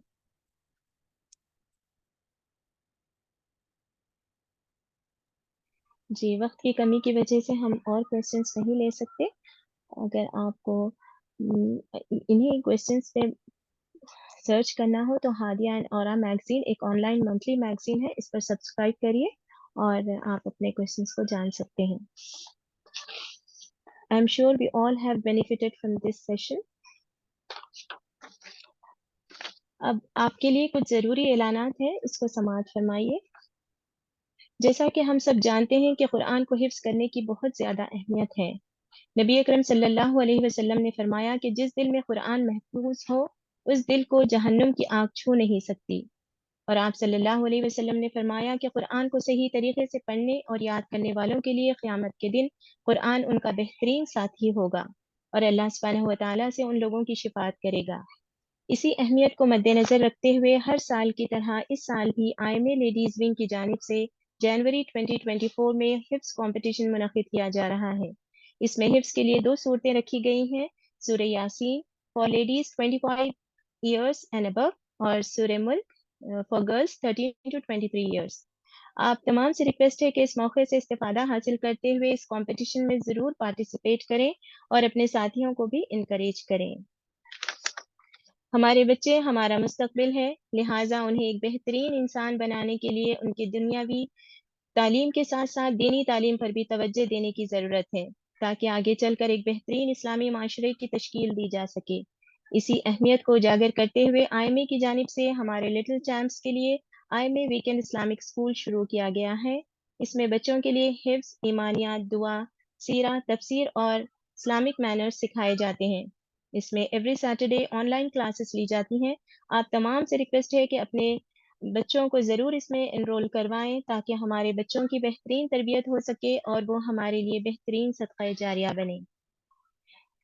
किसी स्कॉलर का कहना है कि किसी कौम को आबाद करना हो तो उनके यूथ को आबाद कर दो, यानी उनकी दुनियावी तालीम के साथ साथ दीनी तालीम की तरफ तवज्जो देते हुए उनकी बेहतरीन रहनुमाई की जाए, ताकि उन्हें इस फितने के दौर से बचाया जा सके। इसी को मद्देनज़र रखते हुए IMA लेडीज़ विंग की जानिब से गर्ल्स के लिए पर्ल्स ऑफ इस्लाम क्लासेस शुरू की जा रही हैं। इसमें once in a week offline classes होगी और इसका फ्लायर जल्द ही शेयर किया जाएगा। आप तमाम से रिक्वेस्ट है कि इसमें अपनी लड़कियों का रजिस्ट्रेशन करवाएं, ताकि उनकी बेहतरीन तरीके से रहनुमाई हो और वो आगे चलकर एक खूबसूरत इस्लामिक तर्ज ज़िंदगी गुजार सकें। आप इसके डिटेल्स के लिए इस नंबर पर कांटेक्ट कर सकते हैं। आखिर में एक और अनाउंसमेंट है, सितंबर में हमारा आम इज्तिमा होगा जिसमें तमाम अहबाब और मुत्तफ़िकीन के लिए सुन्ना फूड कंपटीशन रखा गया है। इसमें आप लोग सुन्ना फूड जैसे खजूर, ऑलिव ऑयल, कलौंजी, इसके ज़रिए मुख्तलिफ डिशेस प्रिपेयर कर सकते हैं विद गुड प्रेजेंटेशन। आप तमाम से रिक्वेस्ट है कि इस कंपटीशन में ज़रूर पार्टिसिपेट करें और अपने साथियों को भी इनकरेज करें। प्रोग्राम की आखिरी नशिस्त की तरफ चलते हैं। वोट ऑफ थैंक्स के लिए मैं अपनी प्यारी बहन खुदसिया बानो को मदऊ करना चाहती हूँ। आप हल्के सालमिया के वॉइस कोऑर्डिनेटर हैं और IMA लेडीज़ विंग में काफ़ी अरसे से अपने बेलौस खिदमात अंजाम देते आ रहे हैं। बहन खुदसिया बानो। जी, मेरी आवाज़ आ रही है? जी जी। नहमदुहु व नुसल्ली अला रसूलिहिल करीम, अम्मा बाद, फ़अऊज़ु बिल्लाहि मिनश शैतानिर रजीम, बिस्मिल्लाहिर रहमानिर रहीम। अस्सलामु अलैकुम व रहमतुल्लाहि व बरकातुहू। अल्हम्दुलिल्लाहिल्लज़ी बिनिअमतिही ततिम्मुस सालिहात। तमाम तारीफ़ें अल्लाह रब्बुल इज़्ज़त के लिए है, जिसकी नुसरत के बगैर खैर का कोई काम मुकम्मल नहीं हो सकता। अल्हम्दुलिल्लाह, अल्हम्दुलिल्लाह।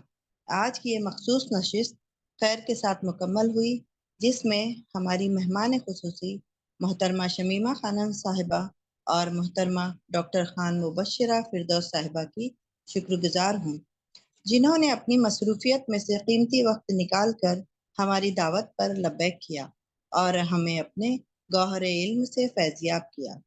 अल्लाह आप दोनों को जज़ाए खैर अता करे, आमीन। कोई भी कामयाब प्रोग्राम किसी मंसूबे के तहत और मेहनत के बगैर कामयाब नहीं होता। हमारे इन्हीं मंसूबों को कामयाब करने में हमारे साथ हैं Indian Muslim association ladies wing की नाज़िमा और हमारी हरदिल अजीज़ बहन मोहतरमा तबस्सुम फातिमा साहिबा और इस्लाह माशरा की जिम्मेदार बहन मोहतरमा शहनाज साहिबा। मैं आप दोनों जॉब और घरेलू जिम्मेदारियों के साथ साथ जमात की जिम्मेदारियों को भी बड़ी खुशअस्लूबी से निभाती हैं। मैं आप दोनों की भी शुक्रगुजार हूँ और हमारी इस्लाह माशरा की तमाम जिम्मेदार बहनों का भी शुक्रिया अदा करती हूँ, जिन्होंने हमारा बेहतरीन तरीके से साथ दिया और अपनी जिम्मेदारियों को बखूबी निभाया। अपनी मीडिया टीम की बहनों का भी शुक्रिया अदा करती हूँ, जिन्होंने मीडिया से मुताल्लिक़ तमाम जिम्मेदारियों को बखूबी अंजाम दिया और बेहतरीन तरीके से पब्लिसिटी करके इस प्रोग्राम को कामयाब बनाया। आखिर में सबसे बढ़कर मैं अपने सामाईन का शुक्रिया अदा करती हूँ, जिन्होंने हमारी दावत कबूल की और बड़े तहम्मुल के साथ इस प्रोग्राम को समाअत किया। अल्लाह सुब्हानहू व तआला इस महफिल में शामिल तमाम लोगों को जज़ाए खैर अता करे। जज़ाकल्लाहु खैर। अस्सलामु अलैकुम रहमतुल्लाहि व बरकातुहू। जज़ाकल्लाहु खैर बहन खुदसिया। अब हम अपने प्रोग्राम के अख्तिताम की तरफ चलते हैं। Thank you so much for joining us. ये प्रोग्राम आपको कैसा लगा, आप अपना फीडबैक ज़रूर दें ताकि आने वाले प्रोग्राम्स को और बेहतर बनाया जा सके। अपना फीडबैक आप स्क्रीन पर दिए हुए नंबर पर सेंड कर सकते हैं। हम आप तमाम का तहे दिल से शुक्रिया अदा करते हैं कि आपने अपना कीमती वक्त देकर इस प्रोग्राम को अटेंड किया। अल्लाह सुब्हानहू व तआला आपका ये जुड़ना कबूल फरमाए। सुबहान रब्बिका रब्बिल इज्जति अम्मा यसिफून व सलामुन अलल मुरसलीन वल्हम्दुलिल्लाहि रब्बिल आलमीन। रब्बना तक़ब्बल मिन्ना इन्नका अंतस समीउल अलीम। सुब्हानक अल्लाहुम्मा व बिहम्दिका नशहदु अन ला इलाहा इल्ला अंता नस्तगफिरुका व नतूबु इलैक। वल अस्र इन्नल इंसाना लफी खुस्र इल्लाल्लज़ीना आमनू व अमिलुस स्वालिहाति व तवासौ बिल हक़्क़ि व तवासौ बिस सब्र। जज़ाकुमुल्लाहु खैरन कसीरा व अहसनुल जज़ा। अस्सलामु अलैकुम व रहमतुल्लाहि व बरकातुहू।